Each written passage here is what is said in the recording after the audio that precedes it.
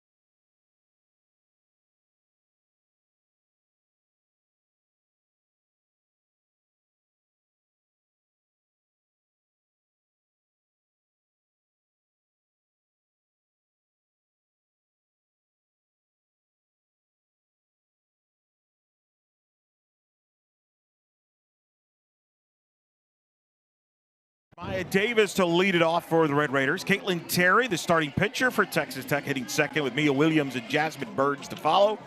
Jackie Liss in the 5 spot. Taylor Pano in the 6 spot. Longi Kuroga hitting the 7 spot with Lauren Allred. And facing freshman Ava Stewie getting the ball here for the Knights, Alex. Huge opportunity for Stewie coming in, getting the start in game 2. And this is a game that UCF really has to step up. They want to clinch this one tonight and have a chance tomorrow at the series. But right now, Stewie sitting, it's been the kind of the storyline for this UCF team and the pitching staff in particular, but only at 50% first pitch strike, so really got to go on the attack tonight against one of the best offenses in the country. There you see UCF head coach Cindy Beaumalone and Jada Cody. You and I talked to Coach after the game. Just kind of share what her thoughts that what she told us about this game coming up here. Yes, that is just very important that they attack the zone as pitchers.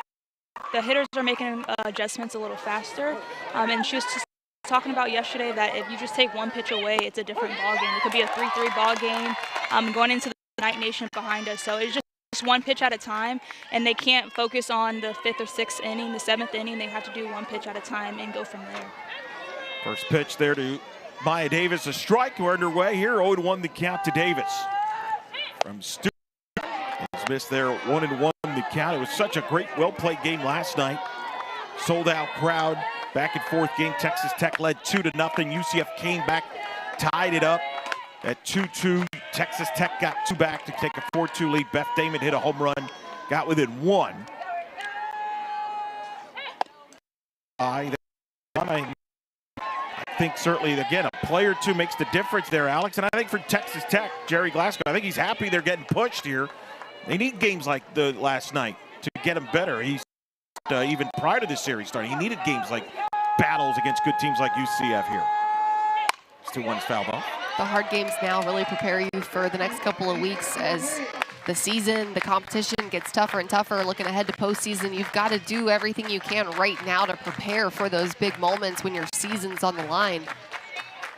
And that's a lot too, just staying present pitch by pitch. And both of these teams, I think, would agree that, yeah, it had one pitch been different, it's a whole different ball game last night. And Coach Glasgow, even with some of the big UCF hits, he kind of like, man, if I had my defense in a better position, maybe it's a different outcome. Coach Ball Malone would probably like a couple of those home runs back. A couple plays back too. Every pitch matters. Yep. To the count, Stewie against Davis. That's low. Ava Stewie started on Wednesday down in Miami as UCF beat FIU 3-1. She had, with 6+ innings in that game. Isabella Vega came in to close it out. She picked up the win. That's the payoff pitch. Low ball for Davis. These are two teams that will draw walks. They're in the Big 12 in walks as an offense this season, both UCF and Texas Tech. Both in the top 20 in the country, as a matter of fact, in walks. So both teams will make you work. So now with Davis, the nation's leader in stolen bases at first base. Caitlin Terry now at the plate. She takes a strike. Count to Caitlin Terry. Caitlin Terry has been one of the hottest hitters for this Texas Tech team. In the month of March alone, she's hitting over 600. The last couple of weeks, everything really seeming to fall into place with her swing. And I said, this isn't really the output that I would have expected out of her. If you go back to before the season started and what we were seeing, wasn't expecting her to be this leader to our hitters, but he'll take it. Ball and a strike to Terry. No, it wasn't. She wasn't supposed to be an everyday hit. It just kind of organically really played out, really since the fall. 1-1. Fouled it off there, 1-2 the count. Well, what a better way as a player in general. Like, I've got to do so well that my coach doesn't have an option but to put me in the game, put me in the starting lineup, and that's every athlete's goal. Make them make the hard decisions.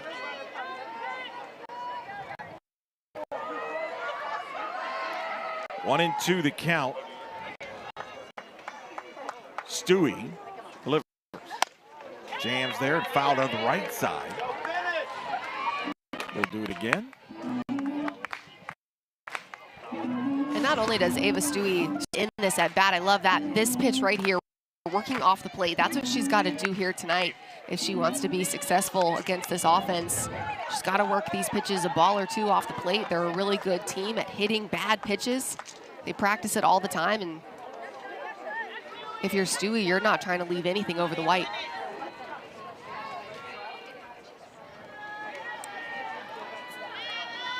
One-two pitch. Outside, 2.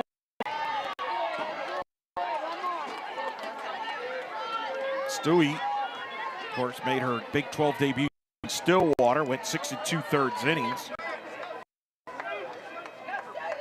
And then last weekend, pitched twice in the Baylor series, took the loss on the Saturday game, pitched in relief on Sunday, 3 short innings, did not give up an earned run. That one's missed there. 3-2 the count.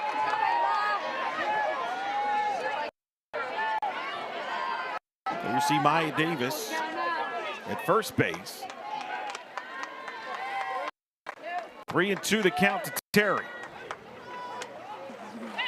Up and in, ball 4 and a walk. Back-to-back walks here to start the ball game.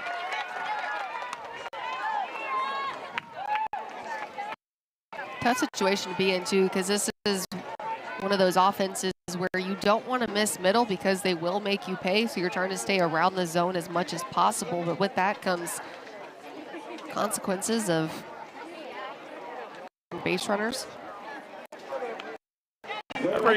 Yeah. That's a big part of it too, just trying to balance, right, Eric? Like make them earn their way on base, got to do something, knock it through the infield, hit it in the gap, do something hard, but with that comes a lot of potential damage.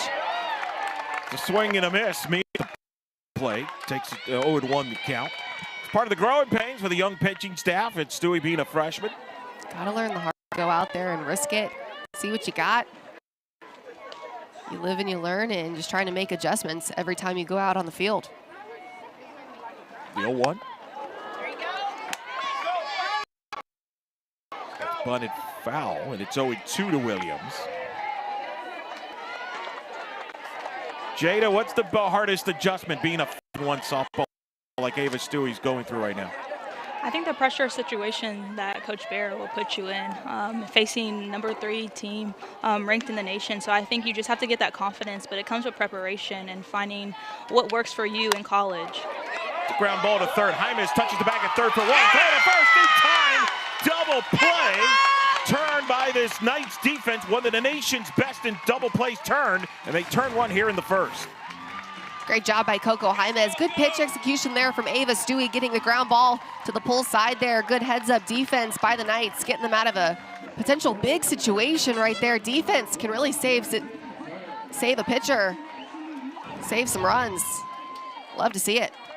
19th double play turn this year by UCF defensively. That is 6th best in the country. That's up 1-0 the count to Jasmine Burns. And with Stewie being a ground ball pitcher, the defense is even more important on that, and certainly the Knights were there. At second, 2 outs for Burns. That is sliced to right, foul. Had a play. Jada the question, but I'm going to give my 2 cents, even though I'm just going to insert it here. I think the speed of the game is one of the things that freshmen have such a hard time with. I think it's just that much faster, and everybody that is that much stronger. And that, to me, was one of the biggest adjustments at this level. Was like, man, everybody came to play. 1-1. Mr. White. That's Cheyenne Irvin, by the way, catching fellow freshman.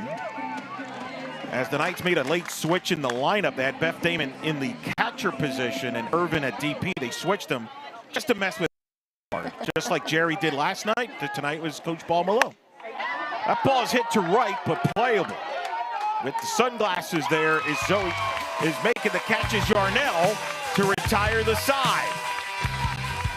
Good job of the young freshman Stewie. We head to the bottom of the first. UCF coming to the plate. Allow yourself to tune out. To tune into nature. To tune in to the outdoors. To tune in to what matters. Discover Lake County, Florida. Learn more at discoverlakefl.com. For the big, for the small, the short, and the tall. Peacemakers, risk takers. For the optimists, pessimists, exhibitionists. For long distance love. For the farsighted, nearsighted. For introverts and extroverts. For the thinkers and the doers. For old friends. Coca-Cola. For everyone. Have you ever wondered if there was a place where access to excellence isn't guarded by ivy, but open to all who strive for greatness? Where education leads to more than a degree, it opens the door to a career and a better life. where imagination ignites invention and innovation, and the boundaries between science and creativity converge. That place is here, the University of Central Florida, a place for those who dare to invent the future. There you see Aubrey Evans, who's going to get set to lead it off for this night's lineup. Ranks in the top 50 in batting average, runs scored, slugging, on-base percentage as a team this year. Well, as she will face Caitlin Terry, the junior, getting the start here for the Red Raiders out of Glendale, Arizona. We've seen her bat, now we'll see her arm. And Terry's been such a great this Texas Tech pitching staff, adding to the already elite stuff that Nyjah Kennedy has had, proving to be a little bit more depth too to save Kennedy's arm, especially in these game 2 series. The big stuff has stepped up in so many ways. There you see the rest of the night's lineup. Coco Jaimez in the 2 spot, Izzy Mertez 3, Beth Damon in the cleanup spot, Sierra Humphreys hitting 5th, Kendall Yard and Irvin in that lineup, as well as Ashley Griffin Ray against the lefty Caitlin Terry. Of course, Aubrey Evans hit 10 home runs last year to lead the Knights. Is now currently 1 behind her teammate Beth Damon for 8th place all-time in UCF softball history, with Aubrey with 17 home runs. Beth hit her 18th night. 2-2 the count against Terry. It's low, 3-2. And if you're UCF, looking at what they did well last night was they really did make the adjustments as the game went on. They came through big in some clutch moments with runners on base. It's always so tough, and going to start that a little bit sooner here tonight. Strike 3, corner inside, called for the strikeout as Evans goes down on strikes. Great pitch by Caitlin Terry, going to come across the plate there, breaking on the inner half. That one right on the corner. Tough pitch to hit, especially with it kind of moving in on the hands a little bit. Great spot, great command by Terry. Here to Coco Jaimez. First strike. Jada, what's going to be the key for the Knights here to have success against the lefty Terry? I hit the ball exactly where it's coming from, especially it's a lefty.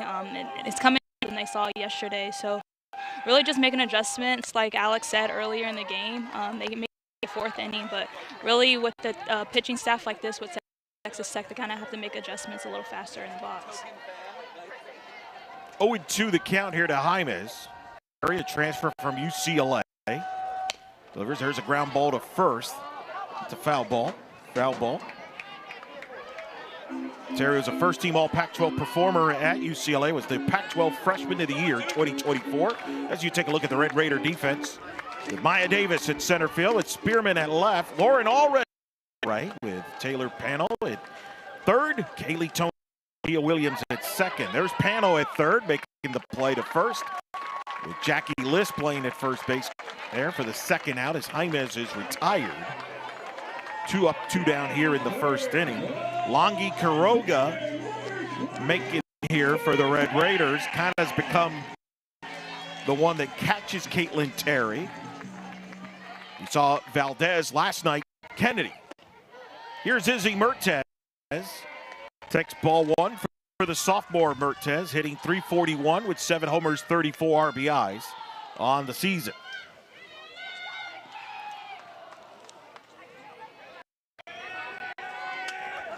The 1-0 to Mertez is a strike. Jada, you became the personal catcher for Gianna Mancha towards the end of her career here at UCF. Do you sense that where certain pitchers and catcher relationship is always unique, and that's something I know that Texas Tech has been working on here, right? Yes, I think it's important to have the catcher that the pitcher really has chemistry with them down when it's pressure situation. So I think it's very important. So the Texas Tech really knowing that what Terry needs in this situation is definitely key. 2 balls and a strike. That's a side for a ball, 3 out. It is packed. It is As you see right there, Mertez with tied for 4th in the Big 12. There's a lot of smoke coming out of the outfield, but everything's fine. It's just food being cooked there, Alex. Look at that. Having a party out there beyond the fence.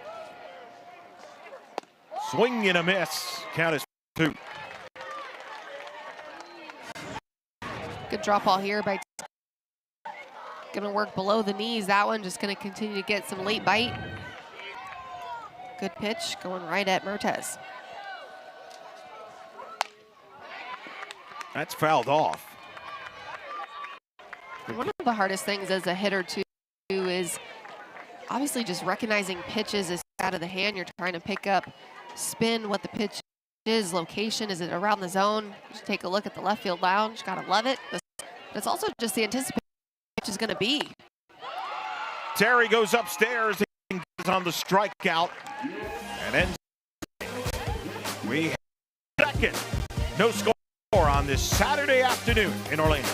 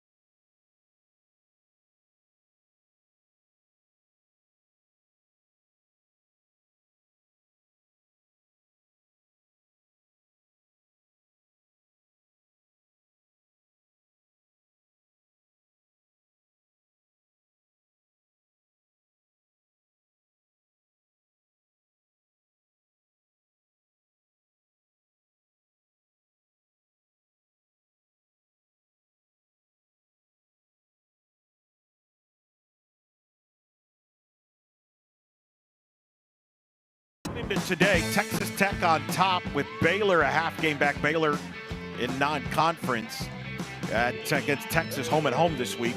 Kansas and Utah playing a big series in Lawrence. Kansas took the first game. They're tied at 3-1. Arizona, Oklahoma State, and Arizona State UCF, a deep league. The number 2 rated conference according to the RPI in college softball, the Big 12. Stewie's first pitch. And the count is 0-1 to Jackie Liss. Only the SEC is with the edge slightly over the Big 12. A strong year for the Big 12 that many believe could be as deep as a 6 to 8 bid. The 0-1. Liss, the trip in Illinois with a 1-1 count. And to that I say, only time will tell. I guess we'll see in the next couple of weeks how things play out. But a big part of the success of the league and the conference and really just the sport of softball across the country has been the transfer portal. Fouled it off, 1-2. And the transfer portal has been such a big evening the playing field across the country, I think, for mid-majors across the board. And what they've been able to do is you take a look right there at our first pooch pick of the broadcast tonight. David Stewie's honorary pooch, Rusty the cow. Does a good job bottle feeding, or I guess milk carton feeding. Close enough. Still in 2. Yeah, you don't see that every day. 2 balls and 2 strikes. Crazy. I know you'll be shocked to know that I do not yet have a cow Really? at home. I think my boyfriend would probably I did hear kill me. the key word yet, though, right? Is that big to negotiate it? Everything's negotiable, right? One day. 2-2. Probably need a bigger yard. You and Ava Stewie to talk, you know? They're just going to help you out. 3-2 this pitch. Big one. Love that spot. Off the plate a little bit. Probably 2 to 3 balls off. Good take.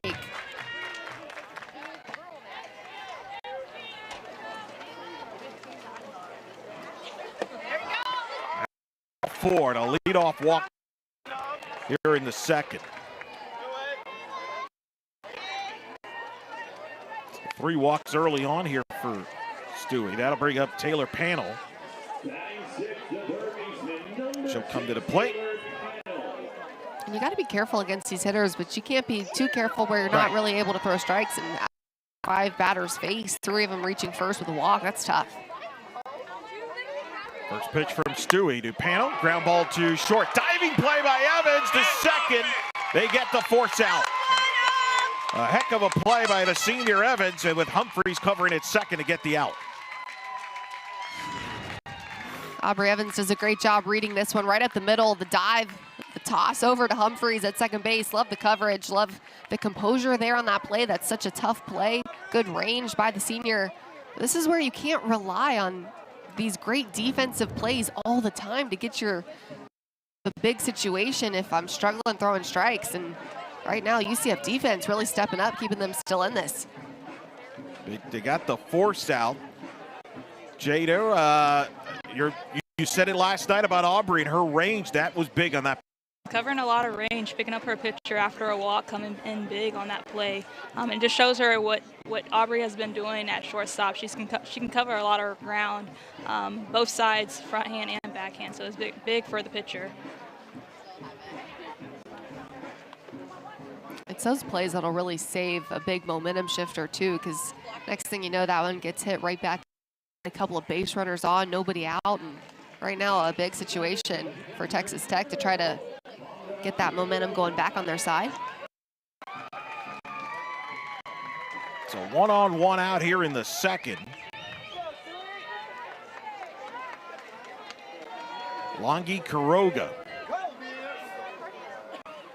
steps in, takes the first pitch to of LA. A transfer came over from Cal Berkeley, 27th in the country coming into this weekend with home runs with 10 and 23rd in slugging with 982.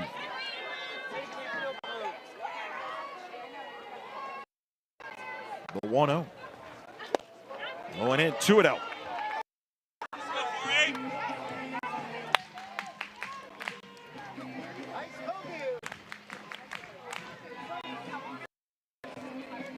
Two and 0 the count.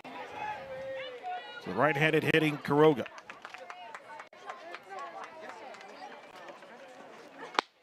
There's a strike. It's 2-1 to Quiroga.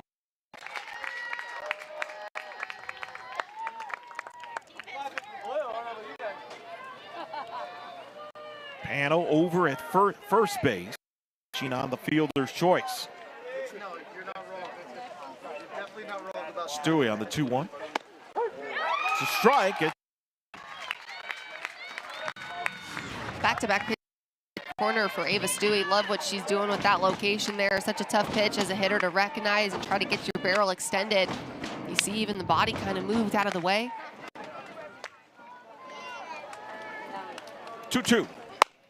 Hit up the middle. Evans is there. Flip to second for what they're going to say second. They're going to say safe. They're going to say Panel beat it. Humphreys giving the sign about perhaps challenging this. Both teams have 2 challenges they can use. Let's take a look here. Another great play up the middle. Gotta love it between Evans and Humphreys. Their coverage, their communication to each other. Look at the flip. So quick, out of the hands, out of the glove. Almost caught the umpire maybe off guard a little bit, and I think Coach Paul Malone just going to come out and ask the question.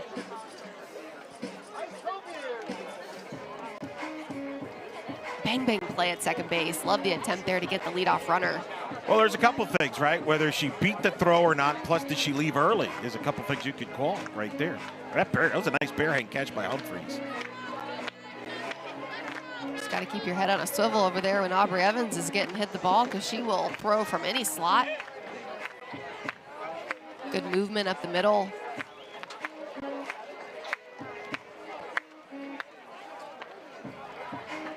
I think one of my initial questions was whether or not the runner did leave early, but it doesn't look like that would be the case. But love them coming together to just have a conversation, ultimately going to determine whether or not this play is going to be reviewed.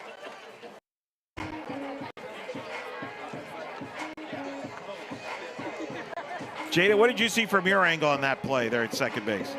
Yes, I think she was out at second. Coach Bear is trying to argue right now as if the runner at second obstructed CC from making a play at 1.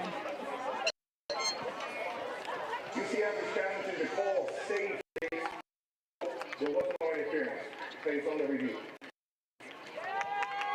call there, Jada. Yeah, that's what they're challenging there. Kind of expand on that, Jada, from that standpoint there when Coach Paul Malone was here on this play. Yeah, so runner coming into second, they have to stay down and be a defensive player. Coming up, it's going to be interference, and a lot of times that play is called. If you can see on the screen, CC coming in, trying to make a play at 1, and the runner is coming up on this. Yeah, she clearly there. This is the TV Sport here they're looking at on the replay by the umpires. I think that we're so used to seeing the ball going into the glove, too, and Right. trying the different look with the barehanded grab from Humphries is going to be just a different look. I mean, that's pretty close. So the tricky part there, Alex, is determining when the ball's in her bare hand before panels. Maybe leg. tricky, but also I think sometimes the glove kind of gives a little bit more of a cushion because if Sure. you think about that glove or that ball going in the glove, it kind of shields the exactness of when the ball is caught, but love the look there. We'll see. Here's a good angle. Ooh. This is one of those where I want to say the call in the field is so important. I think it's going to stand, but I really think that this look right here could overturn this call. As far as beating the bag. And then As far as remember, there's Humphries getting also the call, yes. about the interference, too, is a possibility, too. I don't think you can challenge two things at once, and they determined it was no interference at second base. Did they say that? They did. The umpire came over the speaker and said that the call in the field, the safe call, was being challenged and there was no interference being ruled. But I think that's why Coach Paul Malone went out and asked the question for as long as she did, trying to see whether or not there was interference, and then that would ultimately determine whether or not she would end up challenging. This is going to be a really close one. If they overturn this, it's because of the one look where Humphries is facing the camera and you can see. I think that this one could get overturned, but I don't know if it's going to be quite enough. All right, I'm going to ask both of my All-American analysts here quick. Do you think they overturn or they stay with the call? I think it's out on here. I think they're going to go out. I think it's out. I'll say they stay with it. Yeah, well, unfortunately, I win that one. I win that one. I pick up one on Alex. Go opposite every so often. I was down. I'm down I think like it's the 3-4. second one he's run. Yeah, he's won. Dang, that's good, though. I mean, hey, I get it. It was way to be able to overturn it, but I don't know, man. I don't think they fair. I think they're going to tell you they probably didn't think it was conclusive enough to overturn. It's my guess. Whether you agree or disagree with that, don't. So 2-on-1 out. I will say, I don't think I've seen yet this season, at least here in Orlando, they have not overturned a call that was super close. It Interesting. had to be enough where it was like, oh, okay.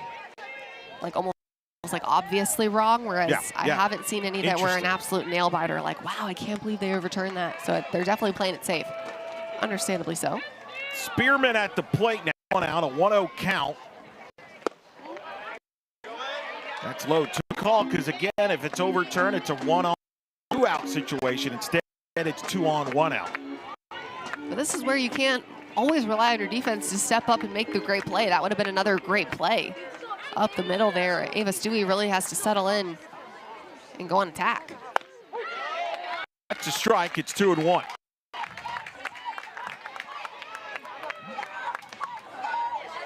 And all because of the leadoff walk. You've got a couple of fielder's choice plays. And it's hard to defend when you've got people on base with a free pass.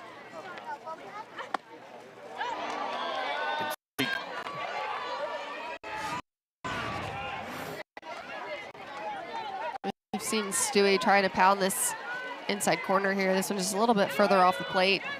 Also, Texas Tech trying to sell it. How about the jumping out of the way? Not even really close to hitting her, but. There's a strike, and it's full. You can tell they don't want to hit that pitch. A couple of batters now jumping out of the way of it. This one, to me, doesn't even like it's coming in close. No. That's just a great pitch right on the corner. That's more for show.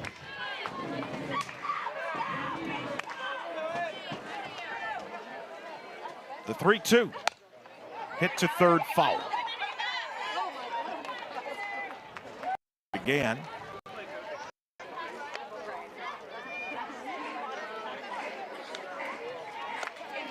this Texas Tech team trying to sell pitches, I think, just to make them look a little bit more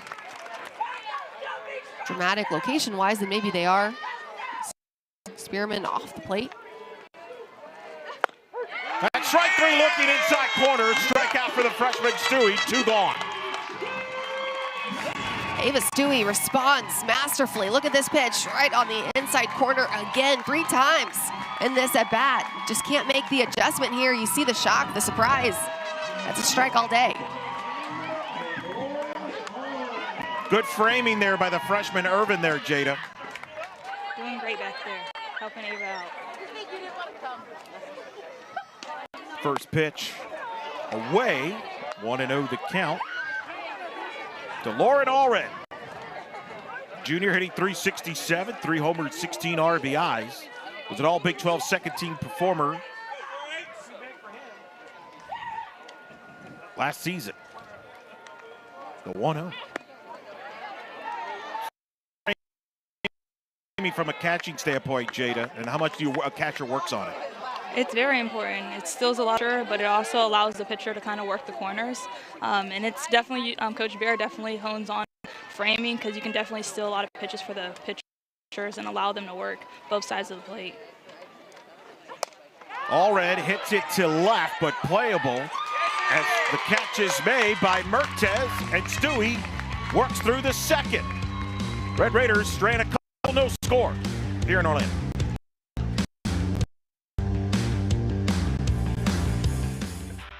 Exclusively on ESPN, 40-plus NCAA championships. Confetti rains. Nets are cut. Joy erupts. Hardware is hoisted. History happens here on ESPN, home of NCAA championships. For the big, for the small, the short, and the tall. Peacemakers, risk takers. For the optimists, pessimists, exhibitionists. For long distance love. For the farsighted, nearsighted, for introverts and extroverts, for the thinkers and the doers, for old friends. Coca-Cola, for everyone. Introducing SportsCenter for you, personalized every single day. Now available on the ESPN app. Powered by your favorites.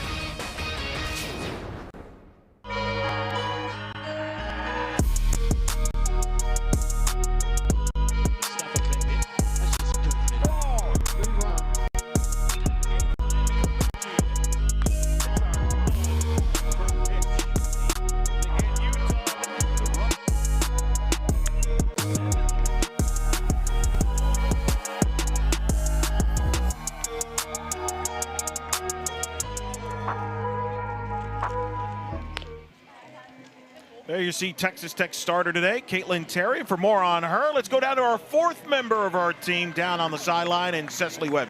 And her sister Kendall get their inspiration from their mom, who was a successful college softball player at FSU. So obviously they started playing softball from a really young age, and Caitlin told me that's how her really grew that relationship. They're best friends. They played softball their entire lives. And I asked Caitlin what her mom taught her the most, and she told me she started when she was hitting. She started on the right side, and her mom actually helped her move over to the left side, and that changed the game for her.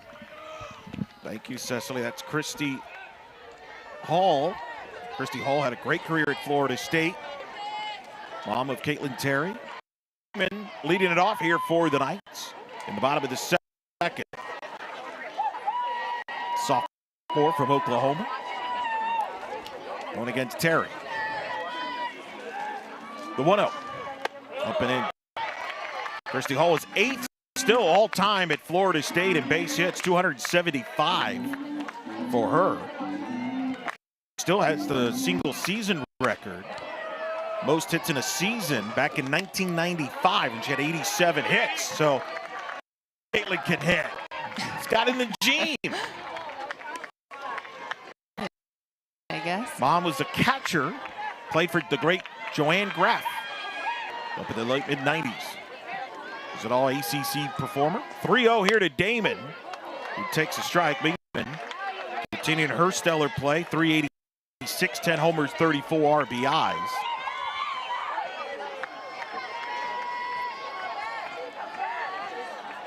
Here at 3-1. It's a strike, it's 3.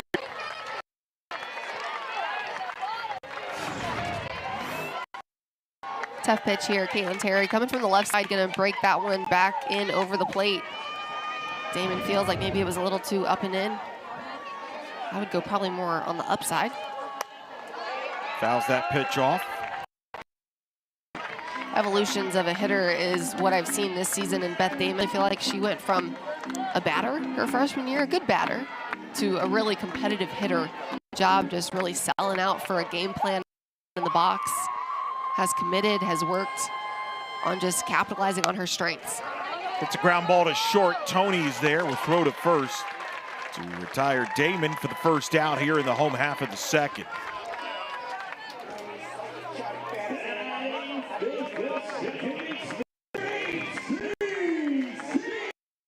So one out.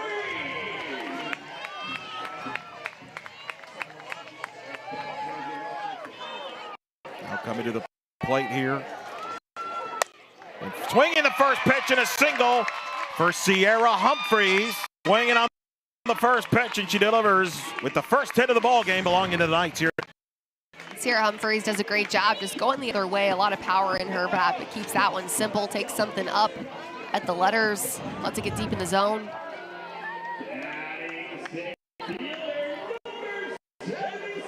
Jada, you talk about the maturation. You kind of took Sierra Humphreys under her wing when she arrived here. What have you seen from her this year?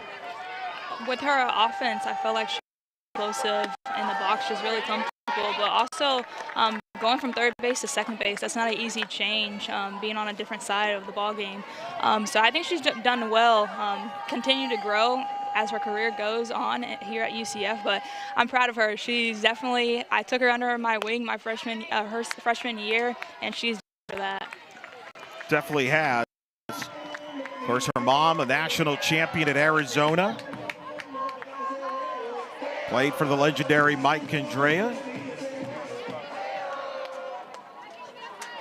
National title 30 years ago. In fact, 86 national championship team as Yarnell swings and misses there. One. Another big pitch for KT here. This one just continues to spin up in the zone. Rotation she's going to get out of the hand. Hitter's really trying to work down and through these pitches. Yarnell deep in the hole to Tony at second. They get one at second. Throw to first, not in time. Yarnell on the fielder's choice. Humphreys retired at second. Out here in the inning. Good defense, Texas Tech. That one in the hole. Gotta love it. Something towards the 5-6 hole there, but Tony gonna do a good with the weight shift, getting the leadoff out. Sierra Humphreys at second base. Tough break though too, because you know as a hitter what the defense is trying to accomplish and ultimately probably how you're gonna get pitched based on what they're trying to get into. Carly Jo Penner is gonna pinch run here. Expect perhaps Carly Jo to stay and play out the outfield here for a couple innings. Jo's running at first. Irvin, the freshman from Lafayette, hitting .333 in her, and the chance to hit here. Right-handed hitter, has power. Hit 46 home runs in her. This is a Knights team that has 19 players that are either freshmen or sophomores.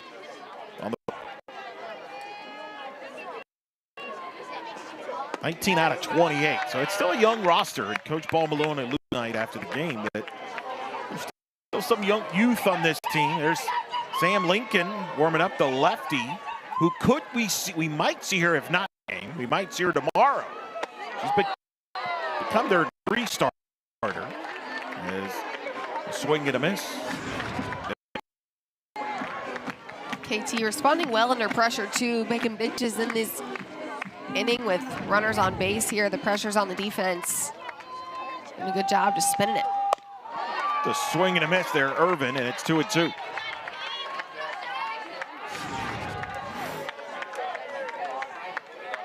Going to be leaning a lot on this rise ball here. Just continues to elevate it in the zone. Some big swing and misses. Irvin fouls it off. To that talk about shrinking our zones a little bit when we get 2 strikes. You're conditioned and you train so much naturally just to know and feel the strike zone. You're trying not to expand it too much because that's stuff that's egregious. There. Jada, what's your approach with 2 strikes? I think she just has to a little bit right now. I think her zone's a little higher. And stay aggressive, but stay disciplined when it comes to her rise ball, and be aggressive on that changeup when it comes. That one is a called strike 3 in the corner. That ends the inning. Runner Penner was going. Didn't matter, though, as Terry gets the strikeout. We're through 2 here in Orlando. No score.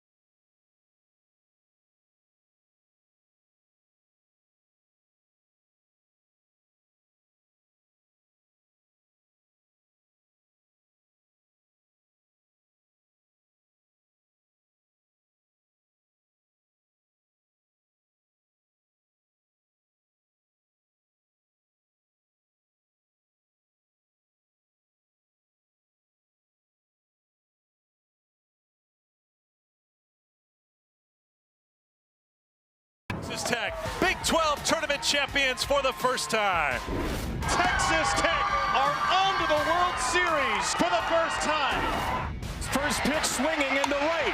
Davis to the plate. Texas Tech has done it. Record-setting season for Texas Tech, and a season of first will carry them into next year.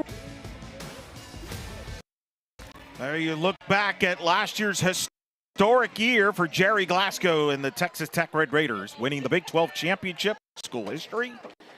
The Big 12 tournament final there in Oklahoma City, and of course getting to their first trip ever to the World Series. Maya Davis, part of that, starts her 3rd inning here with a single to the right side.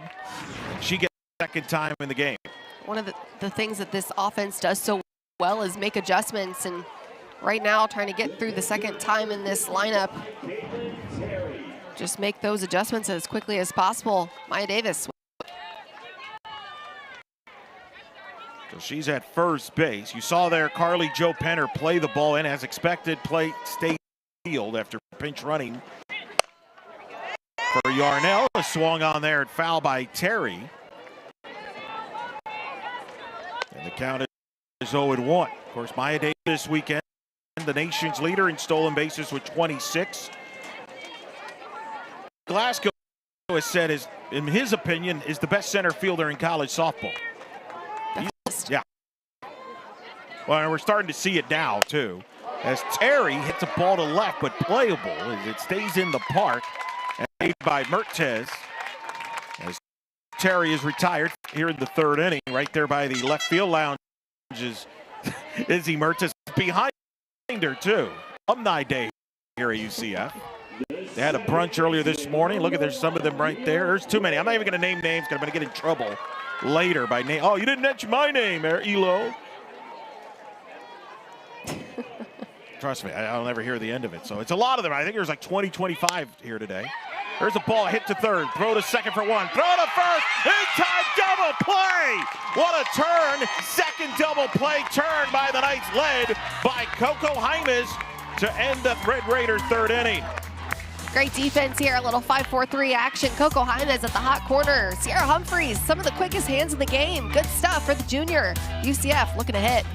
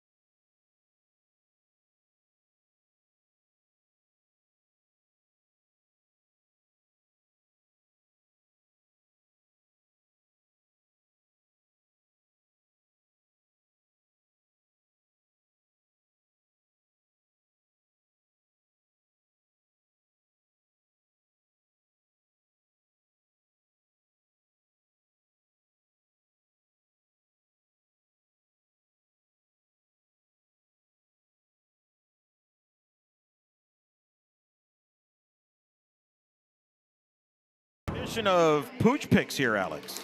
Oh, this is Alexa, our video board or champ. They just told me what her role was, and I don't remember what they said. Video producer, Alexa, her dog Iggy, with the pooch picks. Look at, just getting all the little chin scratches, Eric. I'm just, want to give them all the pets. Cutie. Jada, your thoughts on Iggy? Too cute, too cute. All right. Jada requested a monitor just to see the pooch picks, Alex. So you two can now share opinions on each pooch pick. So I can stay out of it. I'll stay out of it. I'll be a team player. Yeah. I will stay out of it. Know your place. That's you know what I right. mean? Know my role. Yeah, know your strengths. You got the cats when the cats come on. Yeah. Ashley Griffin to lead it off here for the Knights. Followed by Samantha Ray and Aubrey Evans. 8-9-1 against Caitlin Terry here in the bottom of the third. It's 1-1 to the senior captain Griffin. Jada, what are you seeing from Ashley here? Is off to a slow start offensively. She turns it on usually in the second half of the year.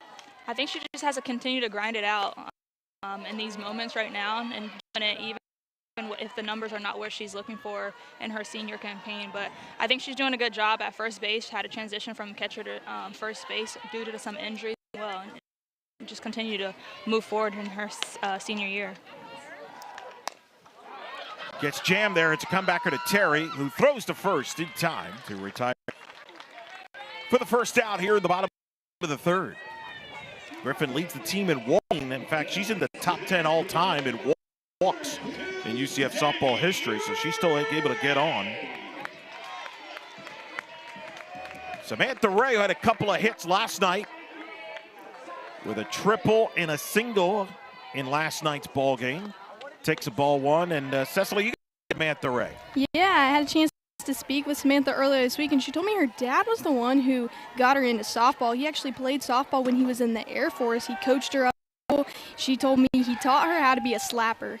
She would go to his slow pitch games, and so she told me it's a full circle thing now, him getting to watch her. Well, she just team here. He got hit by a pitch on the Terry pitch. Samantha Ray normally so bubbly and cheery to get on, but just gonna wear that one for a minute, walk it off. She'll be right back to it in just seconds. She's like, I just gotta rub this one out for a minute. Now Aubrey Evans to the plate.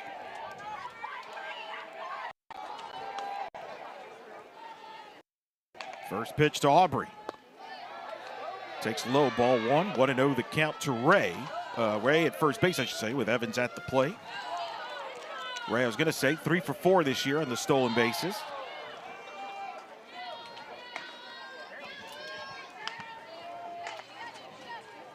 Terry on the 1-0. Swing and a miss. Tip there is 1-1 to the senior Aubrey Evans. Big swing and a miss there. That pitch up in the zone. Good rise ball action. Terry going to it a lot. Ball and a strike. Aubrey takes. Jada, your thoughts on Aubrey here in the leadoff spot where she excelled last year? Hitting here in the top spot here, of course. Hit 10 home runs a year ago, trying with a runner at first and 1 out. Yeah, I like her there at the border.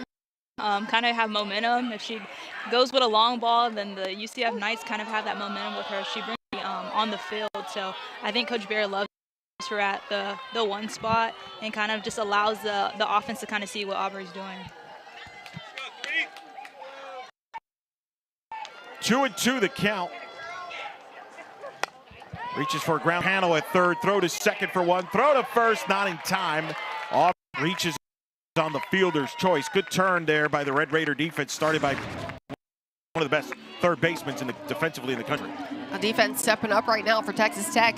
Doing a good job just keeping people out of scoring position is one of the biggest keys here.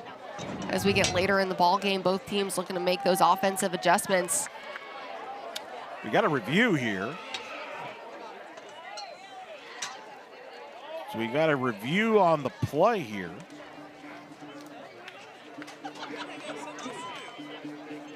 Not sure who's challenging what here.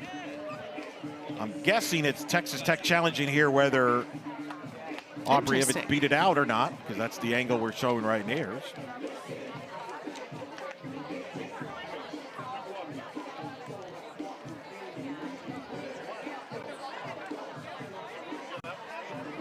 was a close play at first, but I didn't think, even in real time, normally I'm like, okay, let me see the replay just to be sure here.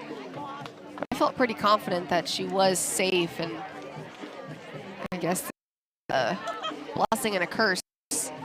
This is the angle that the umpires are looking at right now. Blessing and a curse being able to challenge twice in a game. I'm over here like, well, it's so close. It's only the third inning. I'm going to keep my challenges, but also... Quick review here. You think they call it stay with it, right? Stance. It's got to. If the last one, and I felt like maybe it was possible that it could have gone the other way, I think that one for sure stands. You agree with that, right, Jenna? You agree with your broadcast All-American partner there, and Alex? I do. We're right this one. Not all the time, but on this one I felt pretty confident. They were so quick, I couldn't even ask Jada what she thought. So we just went with it. All right, runner at first, 2 outs. Coco Jaimez at the plate against Terry. Slices that one foul to left field. Right now, too, somebody's just looking to step up and have a great at bat. I don't necessarily need the hit. I need the fight. I need the competitiveness, pitch by pitch, staying locked in, trying to get that momentum on our side. It's tough. When you're playing, it continues to put the pressure on, whether they're hitting, on defense, making plays. And 1 the count to Jaimez, the sophomore. Cal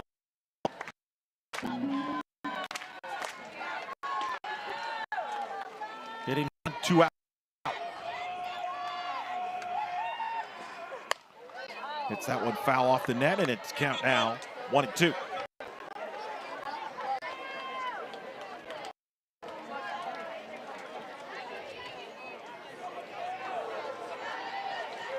Good day to stay, have some hydrated. It's hot out there.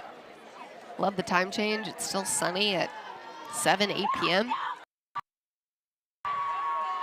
1-2. Away, 2-2.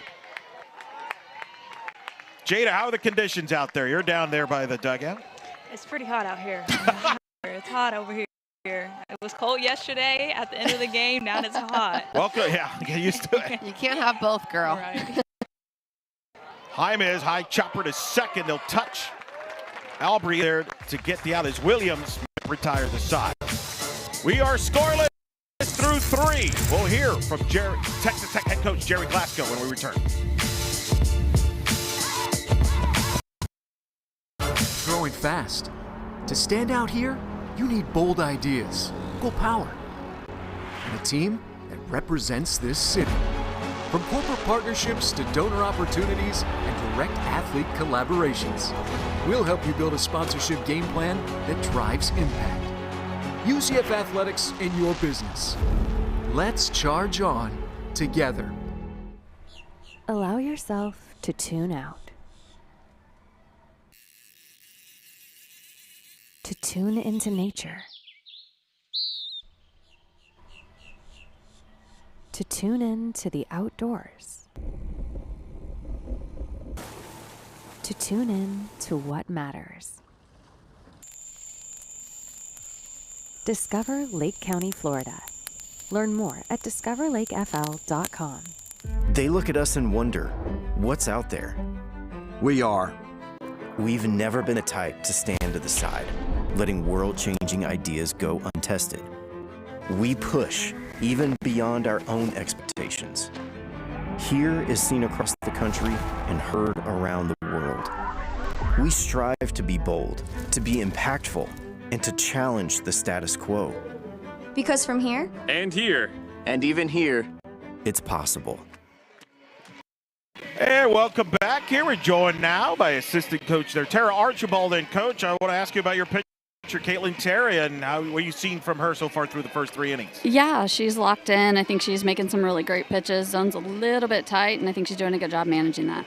Coach, what kind of adjustments do you want to see from the team throughout the next couple of innings, whether offense or defense? Yeah, offensively, we just got to find the bottom inside half of the ball and make the adjustment. You know, it's hard going from rise balls last night, seeing drop balls today, and they'll make an adjustment. We just got to be a little bit more patient and then attack when we do get runners on, we got to attack. That's Associate Head Coach Tara Archibald. Thank you for joining us. This was a pleasure. Enjoyed it. Thanks for doing this, guys. Wreck 'em. Thank you. There you go. Last minute move there. Us, we were over here like, oh, I don't know if we're going to get a He really did here fool between us. things. I know. I think Jerry's just messing with you. Really, yesterday the lineup changed. Today now brings in Archibald in at the last second. I think it's all you. First time. Yeah. Of course, for those that don't know, Alex Powers played for Jerry Glasgow in the pros. Of course, Coach Archibald, the pitching coach, associate head coach, was a head coach at Eastern Illinois. Has tons as a head coach, led Eastern Illinois to the NCAA tournament a couple of years ago. In fact, last year UCF played Eastern Illinois in the regionals in Austin. A lot of those was recruited by Coach Archibald. That's missed there for a ball. 1-1 the count. Jasmine Burns to lead it off here against Ava Stewie. There's Archibald talking to Caitlin Terry. She's done a great job with his pitching staff here in their second year. 1-1 the count. Well, she's somebody that had coaching job in a Power 4 with the success she did, but chose to reunite with her dad. And what a cool opportunity. I mean, so few people across all sports get the chance to coach alongside your parent or your kid, which role you are. Burns ahead of the count, 3-1. Got a couple of spouse coaches, whether head coaches, associate heads, all the things in NCAA Division I softball, but the parent-kid mix isn't as common. 3-1 pitch from Stewie. It's in there for a strike. It's 3-2. You're in the top of the fourth here in Orlando. Ava Stewie responds nicely. Something right on the outer half, almost piped, but good job in a 3-1 count, just keeping herself in it. Strike three looking, frozen. A filthy pitch from Stewie there to get Burns for the first out in the fourth. Huge pitch. Love this off speed right here. Just going to float through the zone on the outside corner. Just going to freeze Burns. That's the pitch right here that Ava Stewie has to continue throughout this game to keep UCF in it. This is just trying to neutralize one of the best teams in the country. You got to do it with pitches around the zone, not over the plate, around the zone, different speeds. Ava Stewie, big. First pitch, a strike. 0-1 the count here to Jackie List. Jada, I'm noticing the with Cheyenne Irvin and Stewie. This has been a combo that's been used recently. Yes, Coach Bear really loving this freshman dude. And you can kind of see as the game's going on that Ava's kind of getting comfortable and allowing them to kind of work together.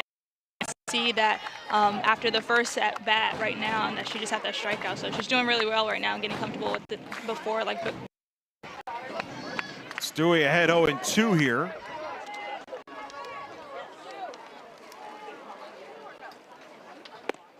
That's low, ball one. 1-2 the count.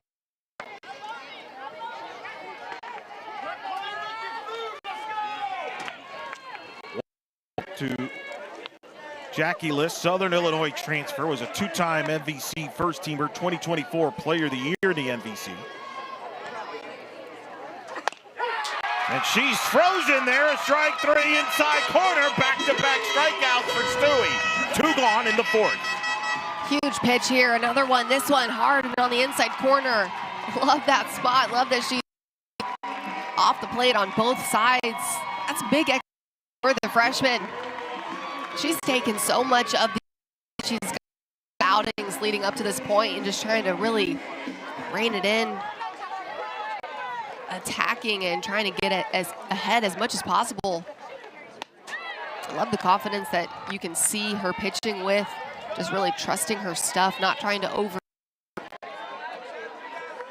3 strikeouts for Stewie now in the ball game.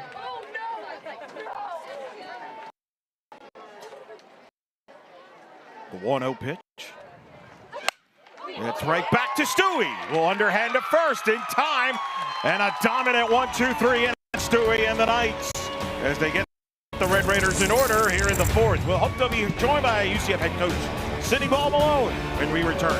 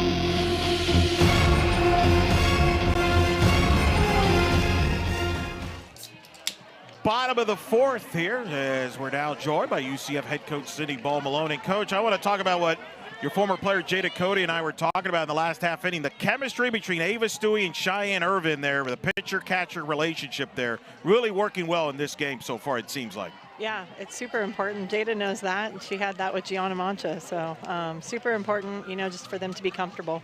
Coach, talk about your defense and how they've made such big plays to keep your team in some ball games.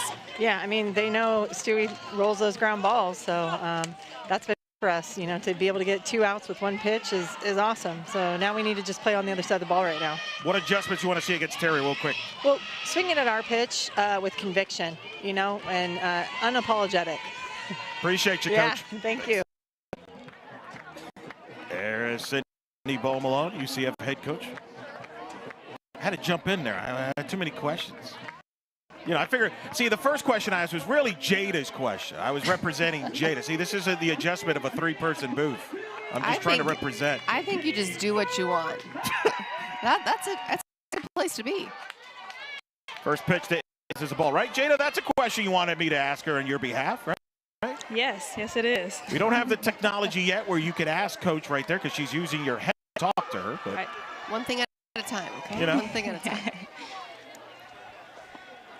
1-0 there is missed. 2-0 the count to Mertes.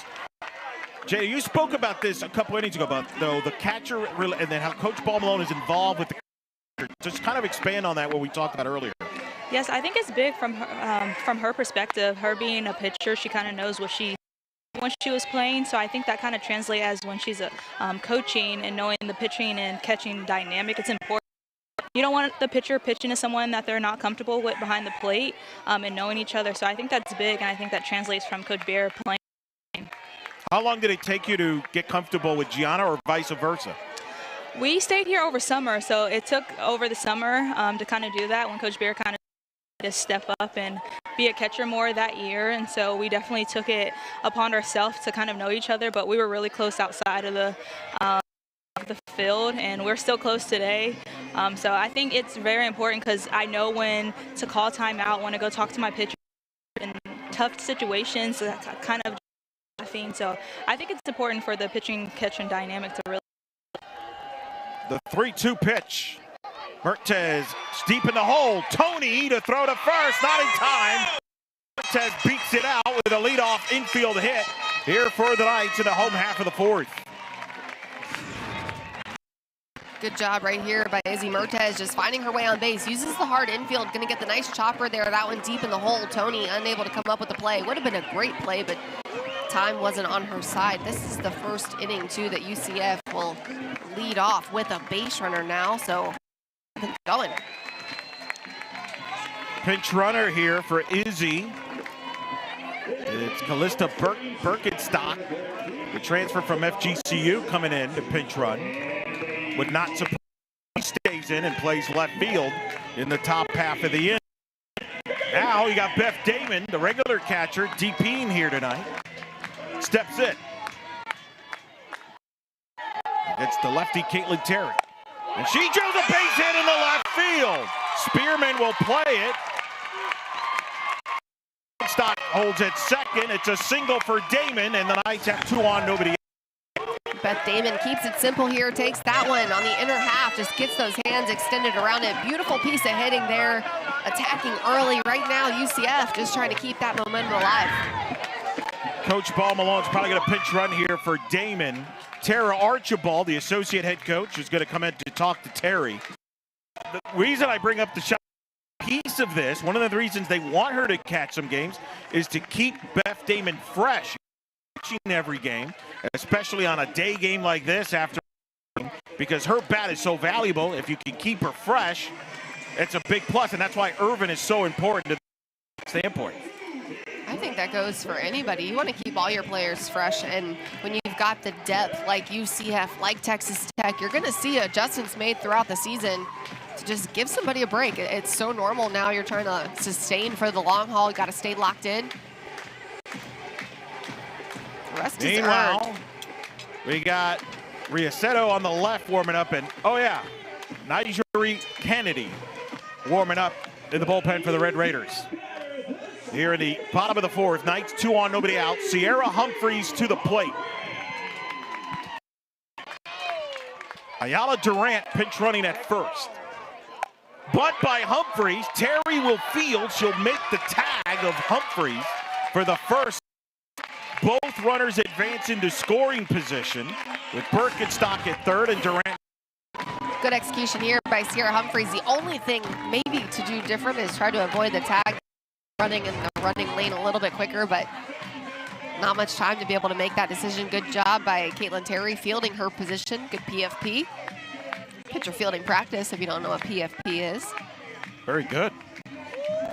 Yarnell re-enters the game, will hit here.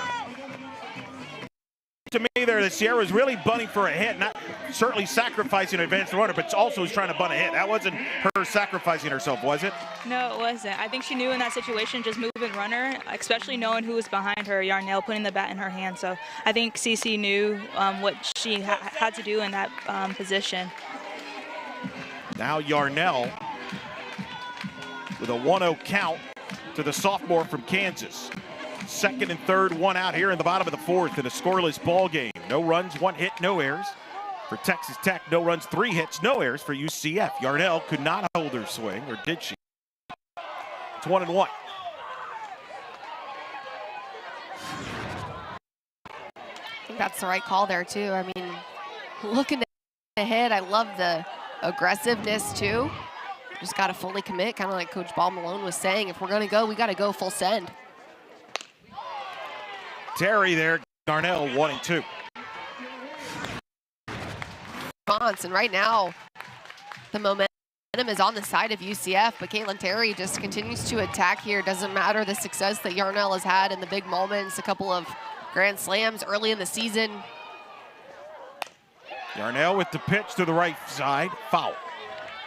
Look at the way these teams scout, and not to say that they do or don't say whether or not it's been grand slams that have been the talk of the town here for Kendall Yarnell the first few weeks, but you know that they've come in clutch. They know how to hit when the pressure is on.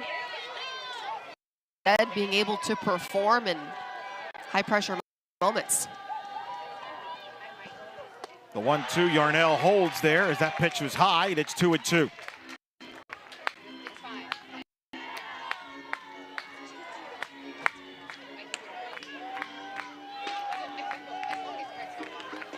Second and third, Terry on the 2-2. Got her as she went outside and got Yarnell to chase. And a big strikeout for Terry, her 4th of the ball game. And this is just kind of the maturity here that Caitlin Terry has playing in the big moment. She knows how to work a hitter off the plate. Kendall Yarnell just in full swing mode there. That's where you really got to try to in the box and talk about not necessarily expanding the zone with 2 strikes. You've got to be able to shrink it a little bit. That one not even close. Destiny Washington is going to hit here for the Knights. Hitting in the 7th spot where Irvin was scheduled to hit. So Washington, the sophomore to 4 batter, steps in, swings and fouls it back. And the count is 0-1 to Washington. Still second and third, now 2 outs though. Birkenstock at third and Durant at second. The 0-1. Swing and a miss, and Terry now on Washington. Another big pitch, going with the rise ball. Stays with it, stays true. It well, locating it well. And Terry gets the strikeout of Washington and ends the Knights' threat. Knights got but do not score. We are scoreless through 4 here in Orlando.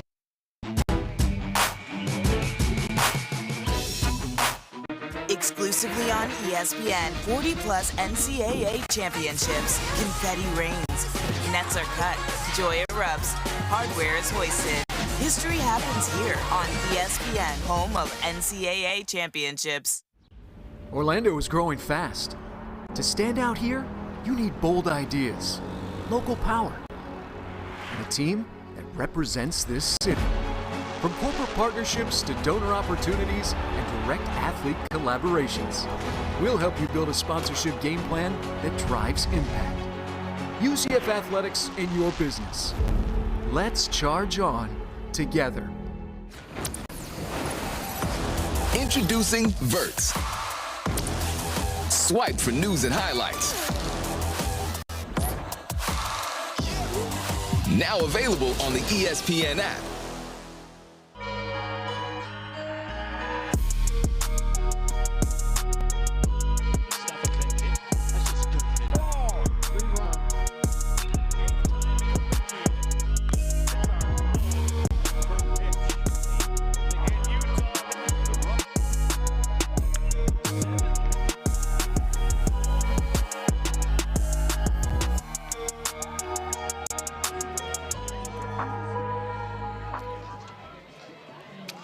All right, Alex, go take it away here. We got Pooch Picks, and you got a broadcast partner that loves dogs as much as you do. Yeah, well, this is Coco Dude, I would say, but definitely bougie. Just look at the way she's sitting and ready to go. Doesn't get much cuter than that. A definite floof. Pooch Picks, make sure you send them to us on X, tag UCF Production. Try to include the dog name if you don't mind. It definitely helps enhance the broadcast experience. Gives your pooches some special love. We also do honorary pooches, and if you don't have a dog, try to include you as best we can. From Stewie, just top of the 5th inning. To the Texas Tech hitter, Longi Quiroga. The Red Raiders will be followed by Spearman and Allred, 7-8-9 against Stewie. The 0-1 is fouled off. 0-2 to Ayala Duran, who pinch ran, stays in the game in right field. Callista Birkenstock stays in the game in left field. As anticipated. Those that are new to the sport, there's always new fans every day, which you always like to see. You have the re-entry rule in softball, unlike baseball. So players like Kendall Yurtez certainly can re-enter this game later on. Count is 1-2 as Coach Ball Malone likes to move the pieces.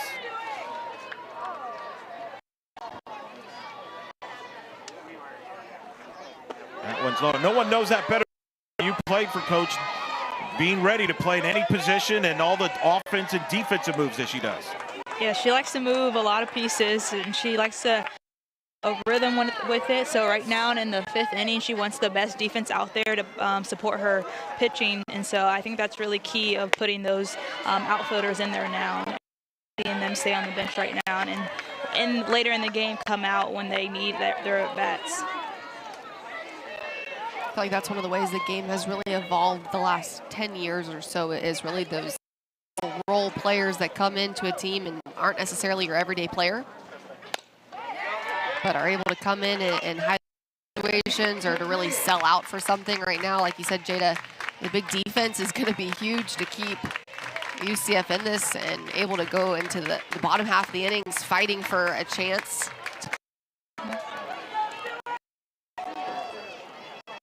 Izzy right there.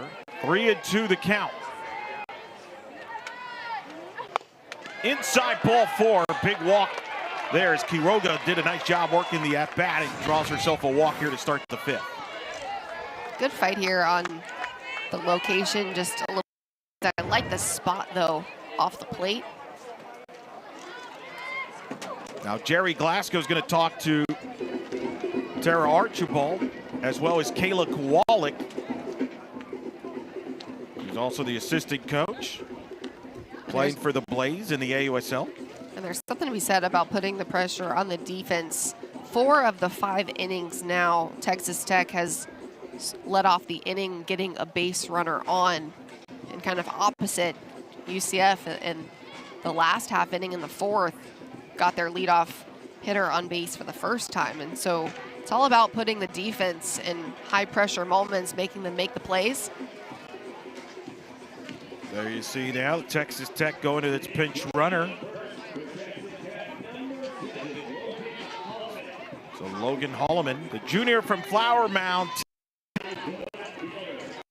12 freshman team in 2024. Her grandfather played for the Baltimore Colts in the NFL.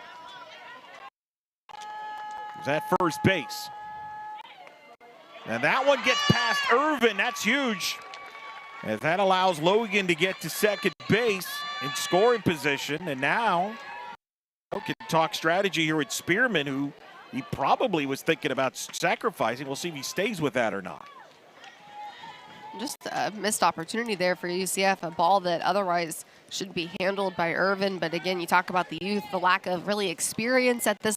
Got to give him a little grace, because you come back maybe this time next year, junior, senior year, that probably doesn't happen again. And so it's always just trying to get better, evolve. Got to go out there and see what we're made of on the field. And Jay, the spot, I'll give you time to answer.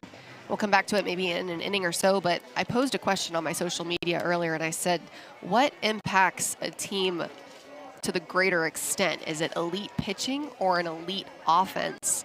So I want you to chew on that. What has the better impact or bigger impact on a team's success? And I'll be curious your thoughts. Okay, let me think on that. Good question. Well, while Jada thinks of that, Coach Glasgow's going to go to the bench here. Michaela Garcia, the junior from Lubbock, Texas, is going to pinch hit here, inheriting a 1-0 count for Spearman. It might be that they decide to go with her because of the better short game. We'll see if that's the case. The 1-0 takes their 2-0. Michaela Garcia went viral last year at the World Series when she stole home against UCLA. A memorable play in a winner's bracket game that beat UCLA. The 2-0. Tries to bunt, miss there, and it's 2-1. Talk about experience and maturity in the box. Right now, it's really the goal, of course, is a hitter to get on base, but ultimately, me getting on matters a little bit less than it does me trying to do a job and move the runner to just 60 feet. Tries to bunt, bunts it foul. And you saw moments ago, we talked about how Nigeri Kennedy is warming up in the Red Raider bullpen. Isabella Vega is warming up in the Knights bullpen, along with Macy Miles. So both teams here getting their here in the bullpen if needed. 2-2 the count to Garcia. Missed there low, 3-2.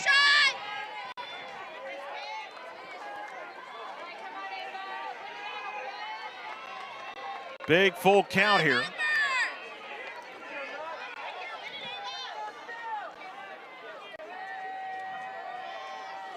Payoff pitch from Stewie. Hit to the right side. Griffin gets it. It's a fair ball. She tags Garcia out. Or does she? Oh. What happened there? Did she miss on the tag? She whiffed on the tag, they say. And it's first and third, nobody out. And I'm questioning if she missed or she just thought it was didn't really play the play out. You see she's going to make the grab and then kind of just doesn't even go with it. And there was Just a little confusion from Griffin just to not finish the play and try to play it out. We see it all the time from UCF. I mean, the Coco Jaime, the amount of time she'll field a ball, throw it over to first. Just a mental mistake.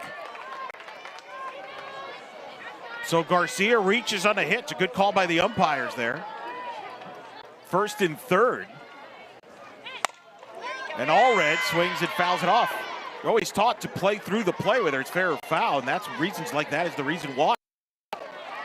And that one wasn't even really close to being, no. I mean, it was on the line, to be fair, okay, but her body was more foul, and I think that's kind of where maybe the confusion, if you're not present in the state of mind to actually kind of work through it, as she might have just had the hiccup.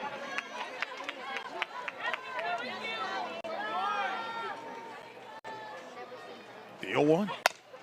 Allred to the right side. Griffin's going to come home. The throw home is safe is the call. Holloman scores, and Texas lead 1-0.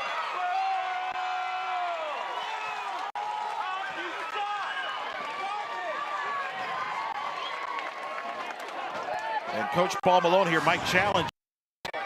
Tough break. Again, the ball's going to find Ashley Griffin. What a play. I feel like I'm sitting on top of it. I thought she got her. I mean, doesn't get any better than that. Great job by Irvin to bring the tag back. Oh, man. Looks like she might have missed the tag from that angle. Love that shot. Good stuff there. You talk about a game of inches. Holy cow, because you're sitting on top of it. And you can see it happening, and it's like she got the arm back in time, but it does look like there might have been no contact from Irvin. Man, bang, bang play. Holy cow, doesn't get any better than that. UCF's going to challenge. That was a good throw by Griffin. Great play. Wow, the angles of everything. The bodies, the way they were moving. Again, the call on the field was safe. Take another look. Great attempt. Ashley Griffin does a heck of a job just trying to get it done, but just a tough break there, and fantastic slide by Halliman. Does not get any better than that. Halliman comes in with kind of the slide by attempt there, just reaching around.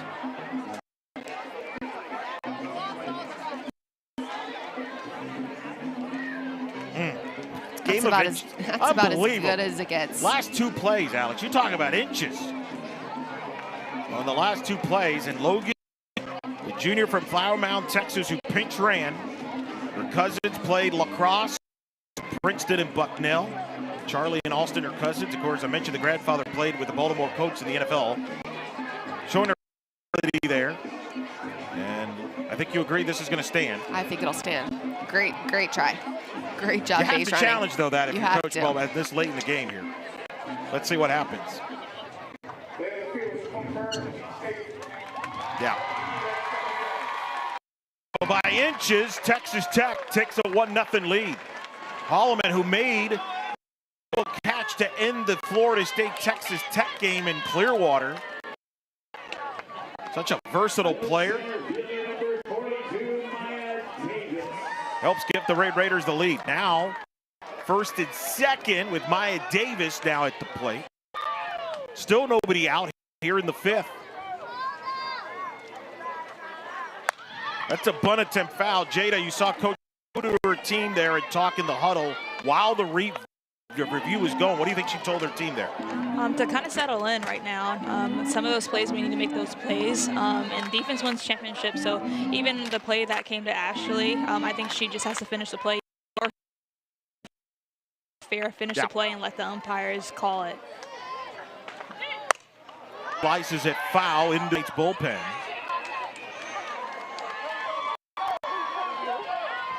How do you put it behind you, Jada? Knowing that you got to score either way if you want to win this ball game. So just damage right now and keep going. It's only the fifth inning right now, so I think they have to have that mindset that they have to score either way if they want to win this ball game. So now. Oh, out here to Davis. It's a tapper to Jaimez. We'll have one play. We'll go to first in time to get Davis. That does advance the runners into scoring position with Garcia now at third and Allred at second. And how about this? The bottom half of this order getting the job done, and that's one of the things that Coach Glasgow has harped on so much. He said, if I can have the best 5 through 9 hitters in the country, our team is going to do really well in a couple of months headed into postseason, and that's our goal. 1 through 4 on most teams is probably really good. We got to be really good in the bottom half, and the depth that we have off the bench too. That's really teams apart from the great ones. And the bottom part of this lineup coming through so far. Talk about the difference makers. Gotta have a bench. Gotta have the depth. Both teams feel they have a deep bench. Coach Baumelo references the All-American bench that can win him some games. I think Jerry Glasgow kind of agrees with his team, and that's ball up the middle and through. A base hit by Terry as Garcia will score. The throw home is not in time as Allred scores. A hit by Caitlin Terry, helping her own cause, extends the Red Raider lead to 3-0. This is the importance of a couple of people in scoring position. Ducks on a paw, and Caitlin Terry helps her own cause. Hits that one, just nice little single through the middle, keeps it simple. Samantha Ray comes up with a big throw, but gonna go over the head of Irvin. Here, UCF really trying to force something a little overly aggressive on some of these plays. That'll be it for Ava Stewie, who faced. She was magnificent in this game. We'll tell you about the new Knights pitcher when we return. Here at the top of the 5th, Texas Tech with the lead.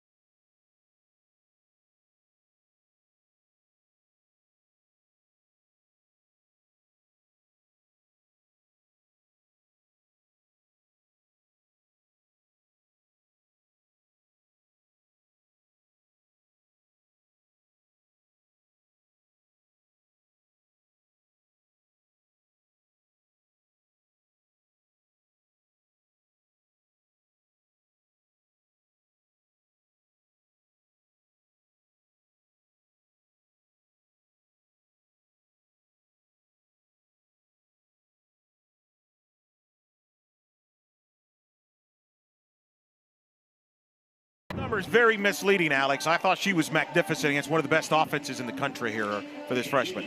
Ava Stewie had done a great job going into the 5th inning and had really kept a fantastic Texas Tech offense and really settled in and got better as the game went on too. I love to see the adjustments. She made exciting stuff tonight, and I'm excited to see what she's able to do the next couple of weeks. And Macy Miles getting the ball here for the Knights. Jada, what do you expect to see here from Macy Miles? Kind of just slow it down for their defense. She's a very spinny pitcher, so I think in these moments right now, being 3-0, kind of letting her her and getting out of this inning and turning it over to offense. Mia Williams at the plate. Runner at second and 2 out. Swings to the first pitch, hits it down the line. That's a fair ball. The call is fair. That's going to score Terry. It's an RBI double by Williams, and the Red Raiders now extend the lead to 4-0 here in the 5th. Hitting is contagious. Mia Williams takes the first pitch that she sees, something a little slower, drives it down the pull side, right down the line. You can hear just the questions being asked in the dugout about even if that one was fair or foul. Tough break. It all happened so fast. I'll have to just ask the question. Jada, you had an interesting angle there. I don't know if you were able to get a view of that ball or not. I think it went a little, it's inches in softball. I think it went over the base a little bit on that side. Another look here, Alex. It's got to wear. It's this foul behind the bag, but I think the angle too of it just going probably, like you're saying, right over the base as it crosses the base. It's a little misleading. Okay, this is probably a better look right there. Right on the corner. Man, this has been a game of the smallest adjustments. It's a strike. Knights have a challenge left, but lost the challenge on the earlier review. But again, I don't know if that's conclusive enough to overturn. This is Jazzy Burns at the plate with a 1-1 count. Alex and Jada, you both know this game inside out as great players. It's amazing how sometimes a game could be impacted. Well, we got an ejection here in the Knights dugout. Did Coach Paul Malone get tossed? Or what happened here? We got an argument. Noah Sanders got tossed, I believe is what happened there. An argument, the Knights dugout with the Texas Thracians there over a couple calls that not gone the Knights' way this weekend. Yeah, I think it's Noah that got tossed. Let's take a look here. Wow. Still just about this controversial call a couple of pitches ago. Coach Sanders was definitely fired up. You see the third base umpire walking over time, points to Noah Sanders, has a conversation. Fire me up. They are just fighting for every play, every opportunity out there. Gonna get the nice little finger action, get the toss. Good stuff. Hey, he's feeling it, and that's what it's all about. The emotion, playing big, playing with passion, and trying to fight for these girls. Yeah, Noah Sanders getting tossed. 1-1 to count. That ball's hit to left. So a couple things here. UCF staff's been very frustrated with some of the calls they've been getting in the last few weeks. In the last couple of weeks in particular, the Baylor series. And I think that's been kind of built this game, a couple that did not go their way. Now, in fairness, I think we agree most of these calls have been pretty. I also think it's a way to try to light up a motivation here to this Knights team here to respond. A ball and 2 strikes for Miles. The top high, 2-2 to count. You got to go back to 2013. Ruben Felix, the last Knight assist to be ejected here. And look at Coach Paul Malone. The fired up conversation that Coach Paul Malone is having too, just probably telling the team, hey, we got to have his back. Let's go. You keep fighting. This game isn't over yet. We've still got opportunities. Somebody step up. Hey, you had a unique view from there. Yes, Coach Sanders fired up. If I'm not UCF Knights, I'm fired up with him. If a coach is gonna go out, get tossed out, we're going down with him. I think they need to just get out of this inning. It's a big inning right now, and let their offense work. That ball is hitting to right field. That's gonna drop for a hit. In as Texas Tech extends the lead at 5-0. As the ball's been bouncing the Red Raiders' way here in this inning. Burns with the RBI hit. Jasmine Burns goes the other way, lets this pitch get deep in the zone. Good stuff. And if you're Texas Tech, you want to keep capitalizing. The momentum right now is on your side. UCF is excited. They're fired up. They're out there through this tough inning. But right now, Texas Tech just trying to tack onto the lead as much as possible. Swinging pretty solid bat. This will come to the plate. Runner at second and 1 out.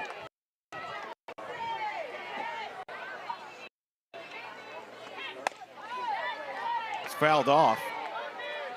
Ruben Felix got tossed here 2011, actually. I misspoke. It was him and then Marshall head coach, now Indiana head coach Shonda Stanton. We're going back and forth. I know that's a shocker to some people that follow the sport, but that happened. And then Beth Watson, I know Stephanie Best, who's in the outfield lounge, remembers Beth Watson got tossed from a game in Houston back in 07.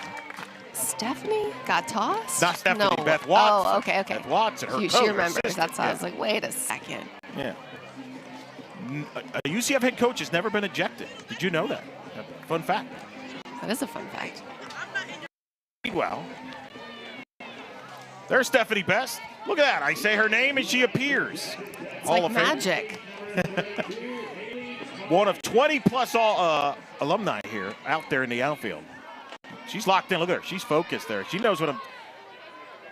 She remembers that Beth Watson eject. She was on the staff that year, 07. That ball by Liss is hit to right. Catch is made by Calvis. Getting out here in the 5th as Liss flies out. Tony advancing to third, who pinch ran going on in this inning there, so I forgot to mention that. Panel coming to the plate. Alex, pick up where Jada said, though. Your coach you saw your assistant get tossed. That's got to light you up as a player. You got to have their coach's back. I think that's a message too as well. Absolutely. You got to step up and you got to play big. They're out there fighting for you. It's mutual. We're out here grinding together. And one of the things that I've was listening to is kind of the evolution of Coach Ball Malone just from a leadership standpoint. And she was in an interview recently and just talked about how this team in particular, she feels like they're always trying to do more with less. And it's such a hard place to be in. And as a leader of these athletes, you want them getting the same respect, opportunities, and just overall the same experience. She really feels like the last several years so hard to get to the stage and to get the cred that they are with the success that they're having. 1-1. Low 2-1. Don't you agree with me too? Remember last night the ball hit to Spearman, which fair ball they called foul. I think that was building. Don't you agree with that, Alex? Absolutely, and that's the result of Coach Sanders getting tossed is, hey, this is not something that happened just once. This is a buildup of a lot of things that just are kind of unfair. Pano flies out to center. And the catch is made by Ray to end a wild fifth inning. Tech takes the lead 5-0. Head to the bottom of the fifth here on a Saturday in Orlando.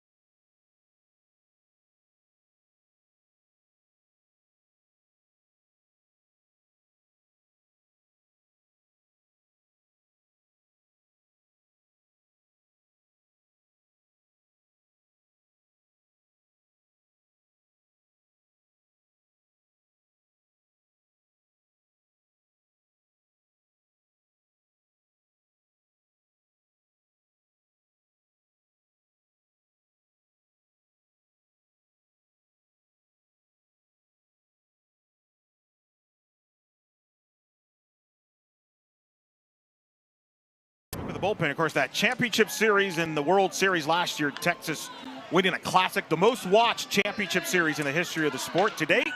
Tegan Cavan, the MVP, Texas Tech, that close, one game away from that elusive national championship. It's Kennedy's looking for in her senior year. Out, and she hopes to get help from players like Caitlin Terry, who that base hit in the top of the fifth has now extended her hitting streak to 19 games for Caitlin Terry with at least a base hit, the second longest in Red Raider program history. Woo. You could make a case right now, Alex. Nyjah Kennedy, maybe pitcher of the year once again in the Big 12. Caitlin Terry, maybe player of the year in the Big 12. It's the way she's playing at a high level right now. The first 2 to 3 weeks of conference play.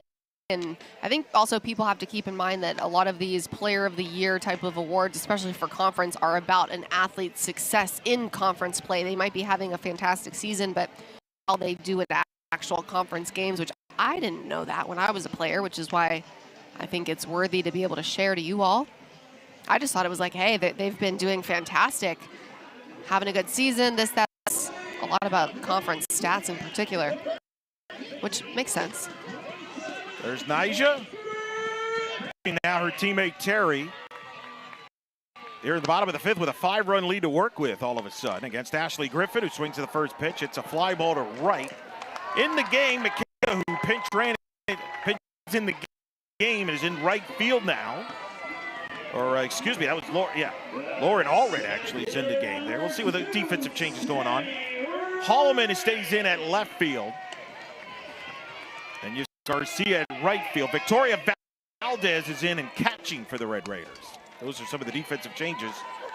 Samantha Ray takes a strike, 0-1 the count. Both these coaches like to make moves. Jada, do you have a scorecard over there where you're at? Yes, it's here. A lot of changes throughout the game. Ray takes the ball. Do you have another organization here like Alex does? No, I don't, but I need to use her. I need to go and get some more colors because I only have one black pen. You know, it's a lot going on. I got to get out. Oh, yeah, that's way too much.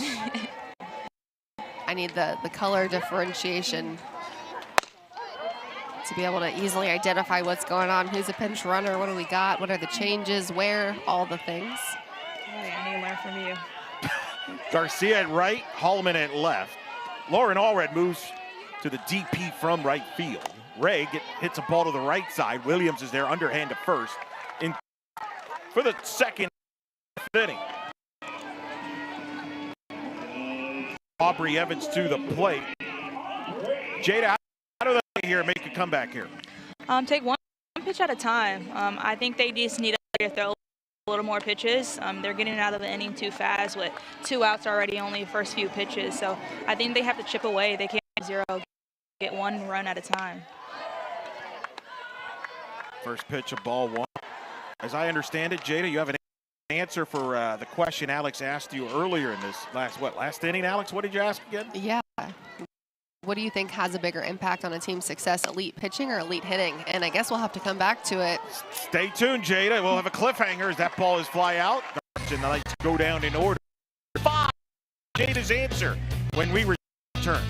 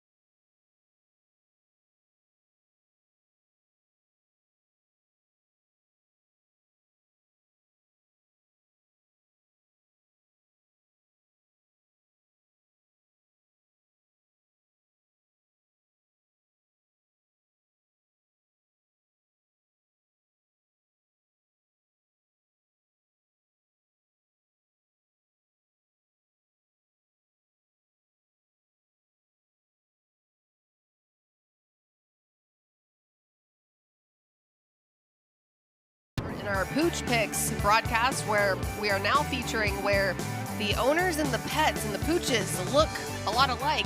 This is a set of very happy buds. Dad and son, or dad and daughter, I would assume, but out there just smiles all around. How could you not be? When you're playing softball on a Saturday night, the sun is still shining at almost 7 p.m. It's a good life. Point.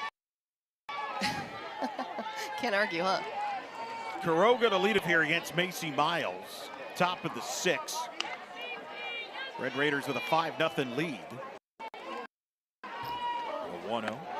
There's a strike. Miles, of course. In case you're been hiding under a rock. Father Les Miles, of course, the legendary head football coach, won a national title at LSU. Mom was a basketball coach and a basketball standout. 1-1 and missed high, 2-1 to count. But one thing Macy's done that neither you, Alex, or Jada could say, I don't know if you two would have been able to pull it off. She sang the national anthem as a 7-year-old in front of a packed Alex Box Stadium at home of the LSU baseball team, where they filled 10,000 seats. It was packed. The national anthem as a 7-year-old. Pretty, and well done too. Like I couldn't have pulled it off. Yeah, that's a definite no for me. Yeah, when she first got here, that video was going around, and everyone was watching the video of her singing. Really? Yes. The 3-1. Like, that's cute. You yell at something like that. That's a walk to Quiroga here to start the 6th. All right, Elo. Well, you led everybody into the cliffhanger, into the top of this inning. So, Jada, my question, what allows or what supports a team to be more successful? Is it elite pitching or elite hitting? Answer, I would say elite pitching. I feel like as there's so many ways to score, so if we have a pitcher to shut it down, many ways to score. But if it's reverse and you have a lot of hitters but you don't have a pitcher to shut it down, then you're going to lose a lot of games. So I feel like elite pitching is the key.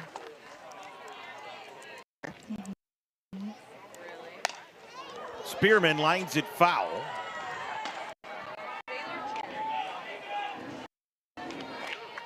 Well, you got Texas Tech here, and of course. Mentioned pitchers, you got Ashley Cole, the alum, who's here today. First time we've seen Ashley in over a decade. As part of the UCF 2008 Conference USA Championship team. 0-2.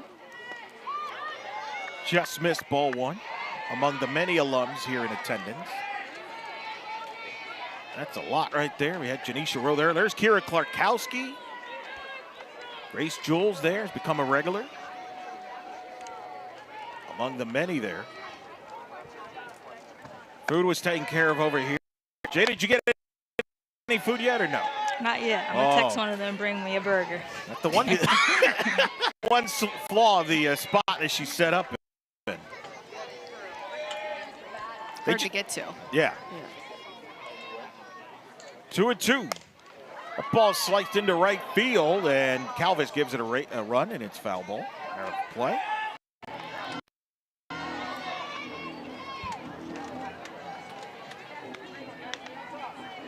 Of course, been a good time if you're at Texas Tech Athletics. Up in Baton Rouge, Texas Tech and LSU. 3 o'clock.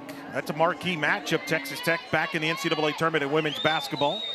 And Shelley of Seeing Scarlet, she's over there covering that tournament for Texas Tech. Texas Tech Athletics. Kim Mulkey and LSU, that should be a marquee game. Of course, the men's team is in Tampa. They'll play Alabama late tomorrow night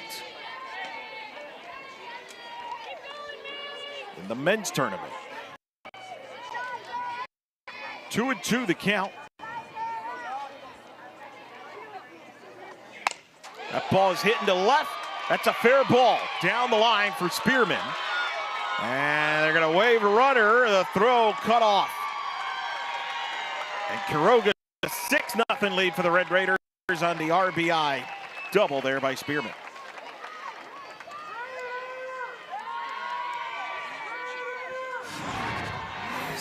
Job just getting her hands around this ball again. Something more. Miles just drives it down the left field line. There was also a little hiccup out in left field with Birkenstock. Kind of fumbled it at the fence. The relay in, obviously not in time. Coach Paul Malone here. Looks like Mike Bate will make a move, and it will. That'll be it for Miles. We'll tell you about the new ninth pitcher as a pitching change here at the top of the 6th. I'll tell you more about it when we return.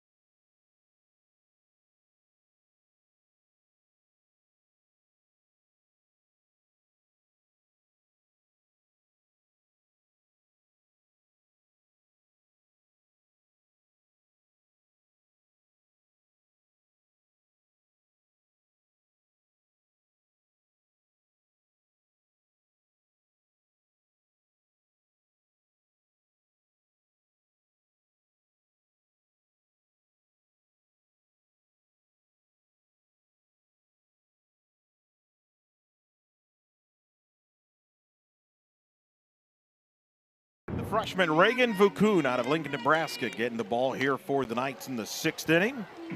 Bakun, another one of these young, talented freshmen here on staff for UCF, looking to get some good experience, good information. We're about midway point in the season now, and so a lot of these teams still figuring it out, just trying to say, okay, who's going to come in what moments, be able to shut really good teams down.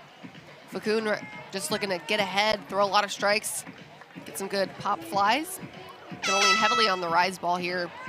We'll see her using that in the drop. A lot of north and south movement tonight for the pitchers on UCF that we've seen.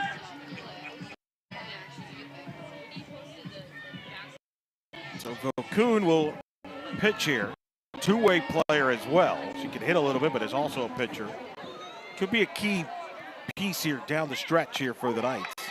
There's a strike. Good 0-1 to count. Lauren Allred.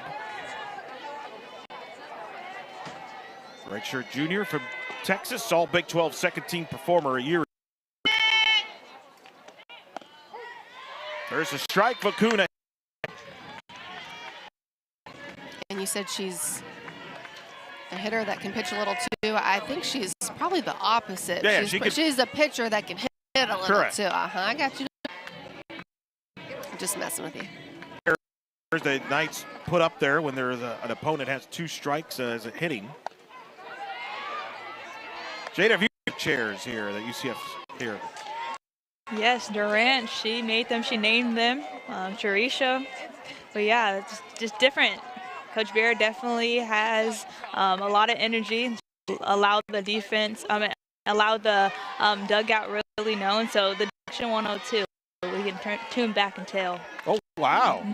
Didn't know that part. Yes. Chairs, look at that. They got eyes, got makeup on it. People were asking, like, what's going on? That's why, all right?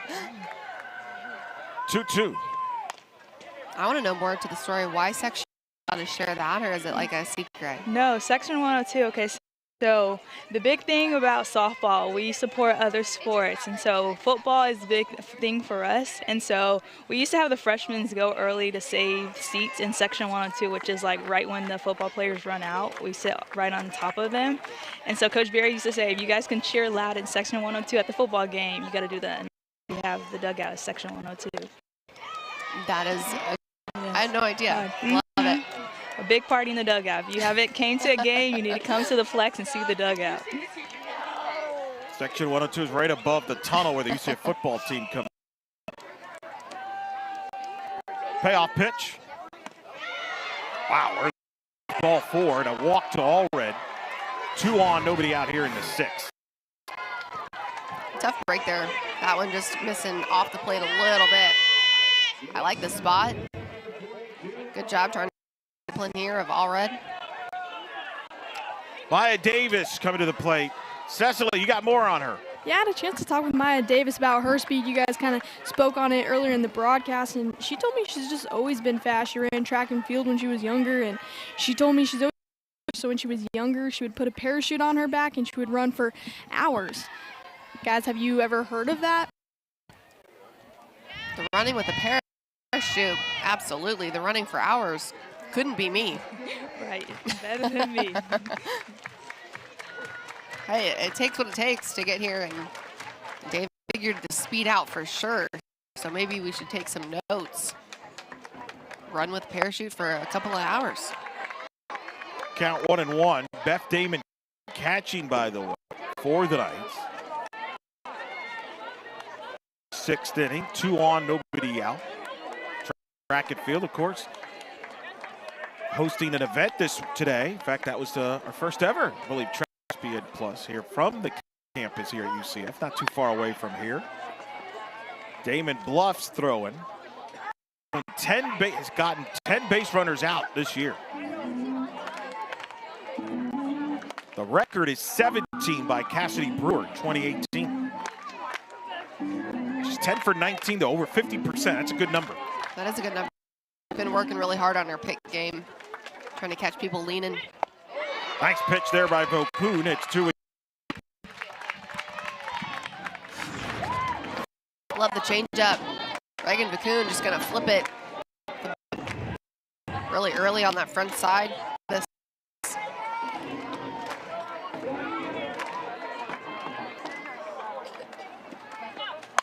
Little tapper. Vokoun thought of, made a freshman mistake there. Thought hesitating. You can't against someone like.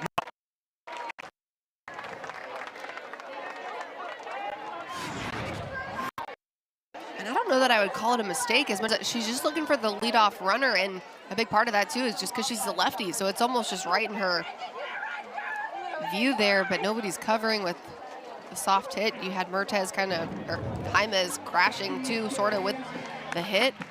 Tough break, and then with the foot race and Evans covering third, there's no way she'll be able to get there in time. All right, Jada, you're the tiebreaker. What do you think on that play by Vokoun there? Yeah, I think that just comes with pre-pitch communication. Coco was kind of crashing on that as well, so there's no one covering third. But I think someone just has to step up and call going one. I think communication is big on that play. Knowing that she's a lefty, she has to turn around and get Davis out, and she already has speed, so I think there's just a pre-pitch communication, and the infield stepping up. There's a freshman on the mound right now. Yeah, you saw Coach Paul Malone right there, Jada. You knew exactly, Coach Paul Malone said exactly what you just said about communication there. That's big.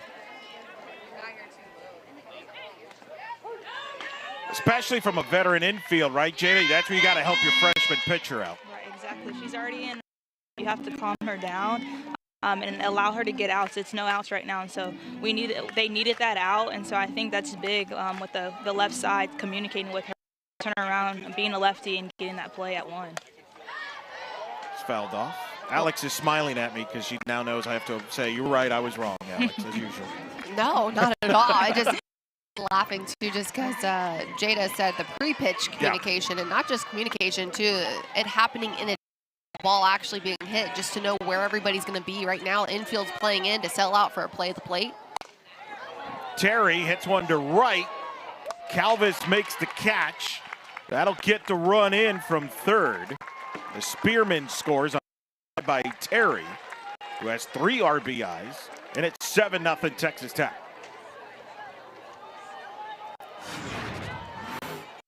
That's exactly what you want to do. You've got everybody playing in, selling out for the ground ball play at the plate, just gets her hands underneath something, drives it deep enough.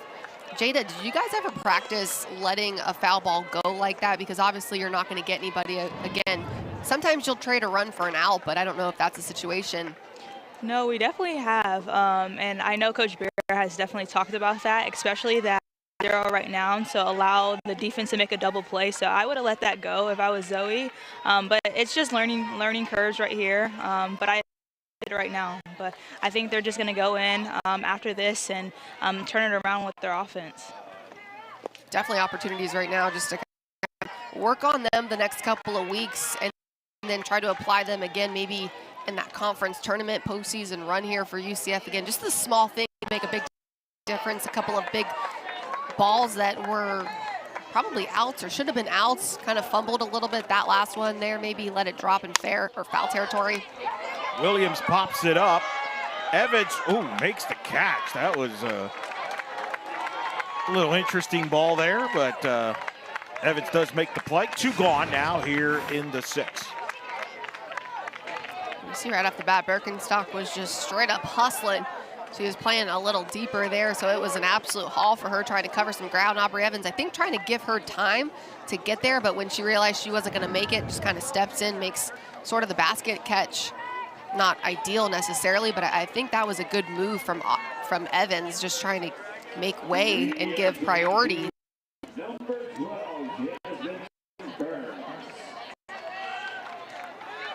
Plate, 2nd and 3rd, 2 outs.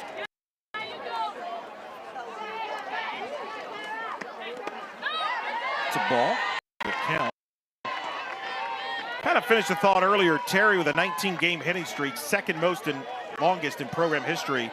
Ilasa Sigala, 21 games is the record at Texas Tech. A ball and no strikes here to Burns. Of course, when you look at prior, when you think of some of the best Texas Tech softball teams, you got to go back to 1999 when Texas Tech got to a regional final led by head coach Renee Lorsgill. There's a swing and a miss by Burns.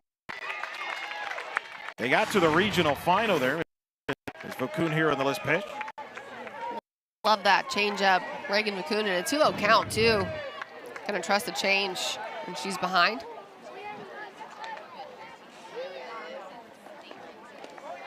Nice block by Irvin, but they lost the final. There's Damon, with the block.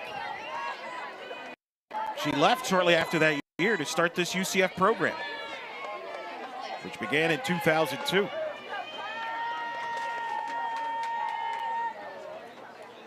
Three balls and one strike to count.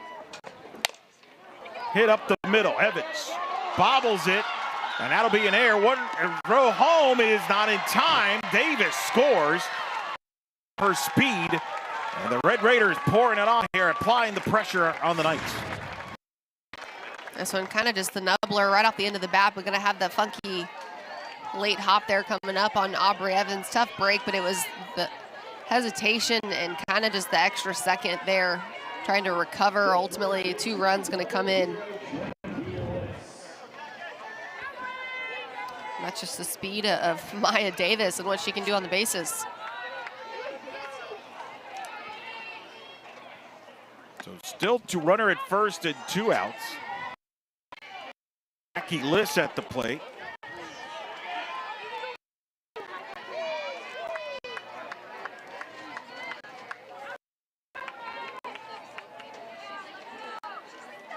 The 1-0 pitch from Vakud. The strike. Air that play.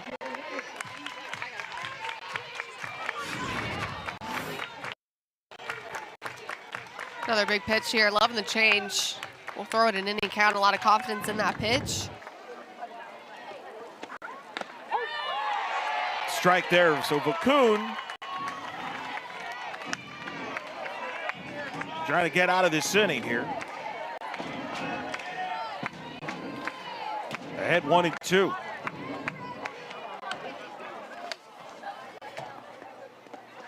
Low in the dirt, ball 2, but he finished the story 9 Texas Tech because first Coach Gillespie was a head coach from 2002 to 2018 here at UCF, and she always told me when I went on the bus trips about that Texas Tech team, especially in 2015, and she told me there was this freshman pitcher from Pacific messed us up in that regional. As Liss hits one to right, that's Calvis with the catch. That freshman pitcher, Sydney Ball Malone. 6, Texas Tech extending the lead. Headed to the bottom of the 6th.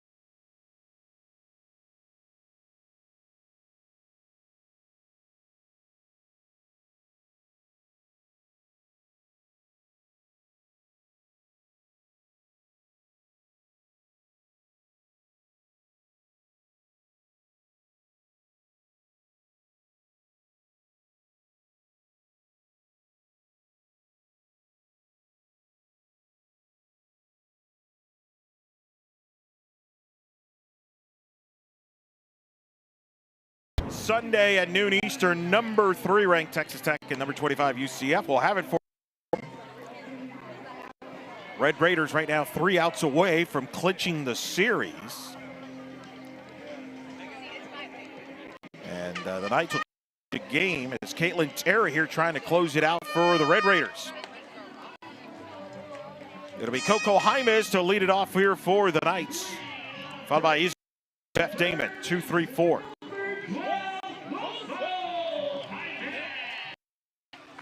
What has stood out about Caitlin Terry here, starting with you, Alex, so far here in her performance today?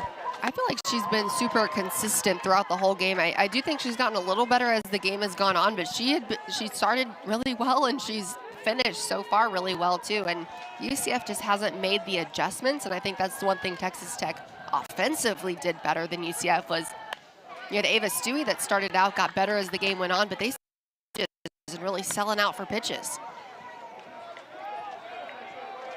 Ball and a strike to count.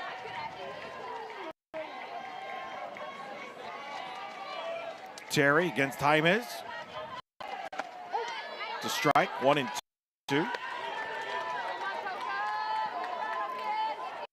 course, this score is a little misleading. A couple of ball plays not made. We're talking in so completely different game. This was a scoreless ball game going into the 5th. But Jada, I think, is the give a team like Texas Tech an opening here with like UCF kind of did in those 2 innings. It could come back to bite you, and it certainly did here at UCF today.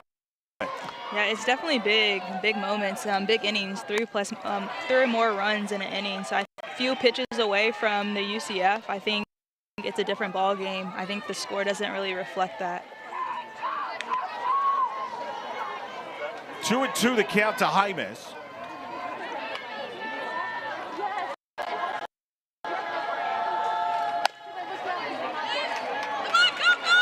Fouled off.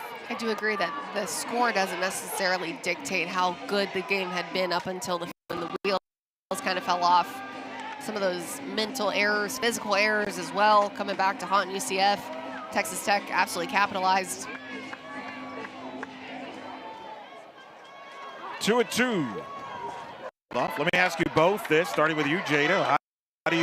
What do you have perspective if you don't come back here in this inning or this game? How do you put this behind you going into tomorrow?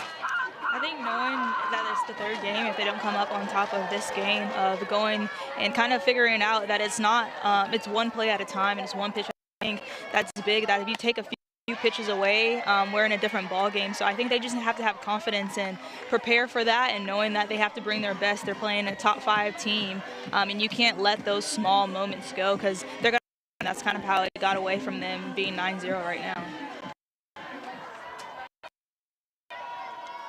3-2. Jaimez fouls it off.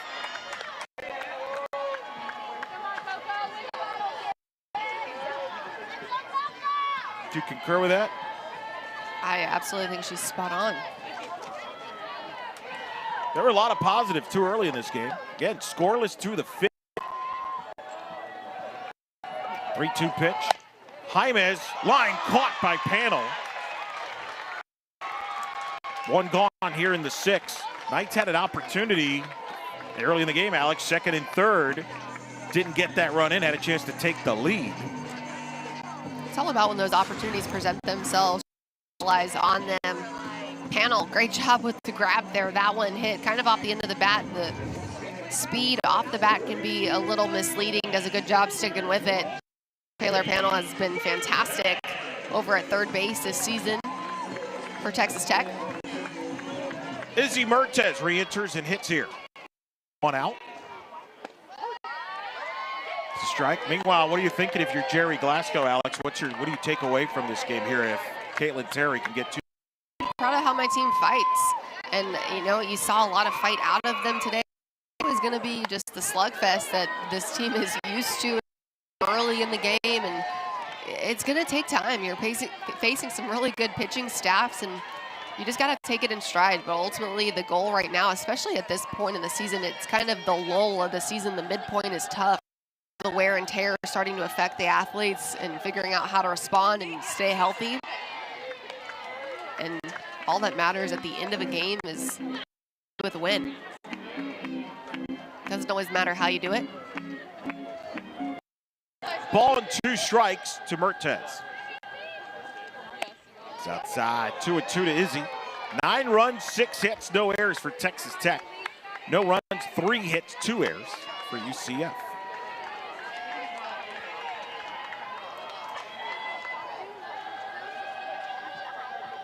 Two. Mertes grounds it to 3rd. Panel to 1st. Down to their last out. Texas Tech an out away. The from improving to 29-7-1 in the Big 12 on top of the league. As you look at Terry's breakdown there, strikes and balls, that's kind of what you want if you're Caitlin Terry and you're Tara Archibald, the pitching coach at Texas Tech. Not a bad split, 63%. Of course, the competitor in them wants them to be a little higher, but hey, got the. Look at you without a calculator, breaking down the numbers there. That's because I've got my handy-dandy stat broadcast on deck, but I do really good quick math, but no such luck. The 1-0, missed 2-0 to Beth Damon. Again, game 3 tomorrow, noon Eastern, we'll have it for you. Interesting to see what both sides do in the circle. We saw Kennedy warming up earlier in the ball game. Could we see Lincoln for Texas Tech? Vega warmed up earlier in this game, never did come in. Could be an option, I think, for Coach Ball Malone in the Knights tomorrow. And maybe we see a rematch. We'll see what happens. 2-1 the count to Damon. Knights trying to stay alive here, extend this. But they're down to the last strike. They need to score 2 runs here for the 8-run run rule in play here. Something that got used a lot in Lubbock last weekend. All 3 games in the Arizona-Texas Tech series were ended in run rule. Arizona run ruled Texas Tech on Red Raiders run ruled Arizona in both of the doubleheaders. Damon hits one to right, will extend it here with a base hit. And Hurst continues with a single here with 2 outs in the 6th. Beth Damon just finding a way down to the last strike, but just trying to keep it alive right now. Give UCF a chance to get some base runners on, try to extend the game a little further. You're chasing a lot, so you just got to stay patient in the box and do all you can to fight pitch to pitch. Humphreys at the plate. Takes. If you're wondering, the largest comeback for UCF, 11 runs last year in DeLand against Stetson, 7-0 in the 3rd inning. Came all the way back to win it 14-13. Humphreys fouls it off. 1-1 the count.